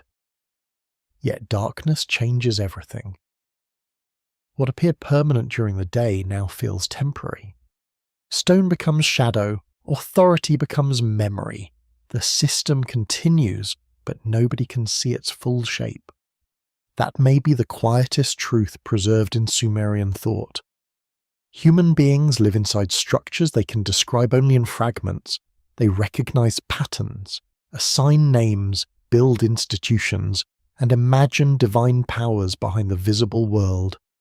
Yet complete understanding remains beyond reach. A farmer knows when water arrives. A king knows when tribute fails. A priest knows when ritual must begin. A scribe knows how to preserve a decree. Each person understands one part of the whole. The gods themselves are portrayed in a similarly limited way. They possess extraordinary domains, but no single divine figure consistently controls every force, every decision, every place, and every outcome. Power remains distributed, responsibility remains divided. The cosmos behaves less like a throne and more like an enormous arrangement of relationships whose total design is never explained in one surviving text. A mainstream historical fact supports this picture of complexity. Mesopotamian religion developed across many centuries. Cities, political systems, and languages. Scholars at Oxford University, Yale University, the University of Pennsylvania, and other major institutions have shown how divine traditions shifted as cities rose. Kingdoms expanded, and scribal schools preserved older compositions. There was no single unchanging handbook defining every belief for every period. That complexity prevents a clean conclusion. It also makes the mystery more believable. Real cultures rarely fit into perfect systems. They contain contradictions, local traditions, competing interpretations, and inherited ideas whose origins may already be forgotten by the people repeating them. A temple hymn can preserve one theology while a popular tale preserves another. A royal inscription can present the king as divinely chosen, while a lament quietly reminds listeners that kingship can vanish. You hear a distant door close. The sound travels farther than expected. For a moment, the ancient city feels like a vast mechanism shutting down for the night. Bakers stop working, accountants put away tablets, animals settle into courtyards, guards take their positions near gates, families gather around fading lamps. Nothing dramatic occurs, yet thousands of small actions maintain the city. This is where the 9 rules become less like secret commandments and more like observations about how systems survive. Order creates stability, limits prevent power from becoming endless, permission creates legitimacy, exchange creates obligation, balance requires repair, names preserve identity, boundaries define place, knowledge changes rank, mortality forces continuity. None of these principles requires hidden technology. They emerge naturally from human civilization, and perhaps that is why they feel so familiar. You still live among institutions dependent upon similar patterns. Modern cities rely on schedules, records, access, agreements, knowledge, maintenance, and replacement. Technology changes the tools, but it does not remove the structure. People still depend upon systems they cannot individually control. The uncomfortable thought is not that ancient people discovered a literal matrix. It is that systems are older than anyone inside them. A child is born into language already spoken by others. Laws already exist, roads already have destinations, names already carry histories, social expectations wait before the child understands them. Nobody chooses the entire structure at birth. The Sumerians knew this feeling without needing modern terminology. They lived beneath traditions inherited from ancestors. Their kings inherited offices. Their priests inherited rituals. Their scribes inherited signs. Their gods inherited places in streets older than many surviving kingdoms. The strange continuity of systems may have felt almost supernatural while as individuals appeared and disappeared while the structure endured. A quirky fringe interpretation suggests that this endurance proves the existence of an invisible intelligence guiding civilization through repeated cycles. There is no archaeological evidence for such a controlling entity. Yet the idea survives because systems can sometimes appear purposeful even when they submerge through countless ordinary actions. An irrigation network is a useful example. No single worker needs to understand every canal. One group clears mud, another repairs banks, another distributes water, another records obligations. Together, their actions create something larger than any one person. From a distance, the system appears almost alive. Civilization often works this way. That does not mean it is conscious, but it should behave as though it has momentum. Institutions protect themselves. Traditions reproduce through education. Political systems create roles that future generations continue filling. Religious rituals repeat long after their first explanations become uncertain. The structure develops memory. Not memory like a human mind. Memory through repetition. A festival returns because people remember its date. A temple survives because generations repair it. A title survives because another ruler accepts it. A myth survives because another scribe copies it. This kind of continuity can feel uncanny because nobody living controls its entire history. Scholars continue debating how much coherence ancient Mesopotamians themselves perceived in the religious structures preserved by scribes. Some emphasize theological organization, while others stress variation and contradiction between cities and periods. The debate remains useful because ancient religion was neither random nor perfectly systematic. Perhaps the truth lies somewhere between those extremes. The system existed because people kept making it exist. The gods belonged to it because worshippers kept telling stories about their roles. Humans belonged to it because society depended upon shared expectations. No single participant stood completely outside. That possibility changes the meaning of divine obedience. The gods do not need to be prisoners of some hidden machine. They can be understood as characters whose identities depend upon a larger sacred order. Their limitations reveal the boundaries ancient storytellers believed made existence intelligible. Even chaos requires a contrast. Even rebellion needs something to rebel against. Even divine freedom requires rules before freedom can have meaning. The ancient city grows quieter as the moon rises higher. Somewhere, a sleeping child turns beneath a woven blanket. A guard shifts his weight against a wall. A priest checks an extinguished lamp. The world continues without ceremony. Perhaps this is the final image worth holding. Not a secret chamber containing one forbidden tablet. Not 9 commands glowing beneath desert sand. Just thousands of ordinary clay fragments, each preserving a small piece of human thought. Together they form no perfect answer. They form a question. What if the oldest civilizations understood something simple that modern people repeatedly forget? Power never exists alone. It depends upon structures.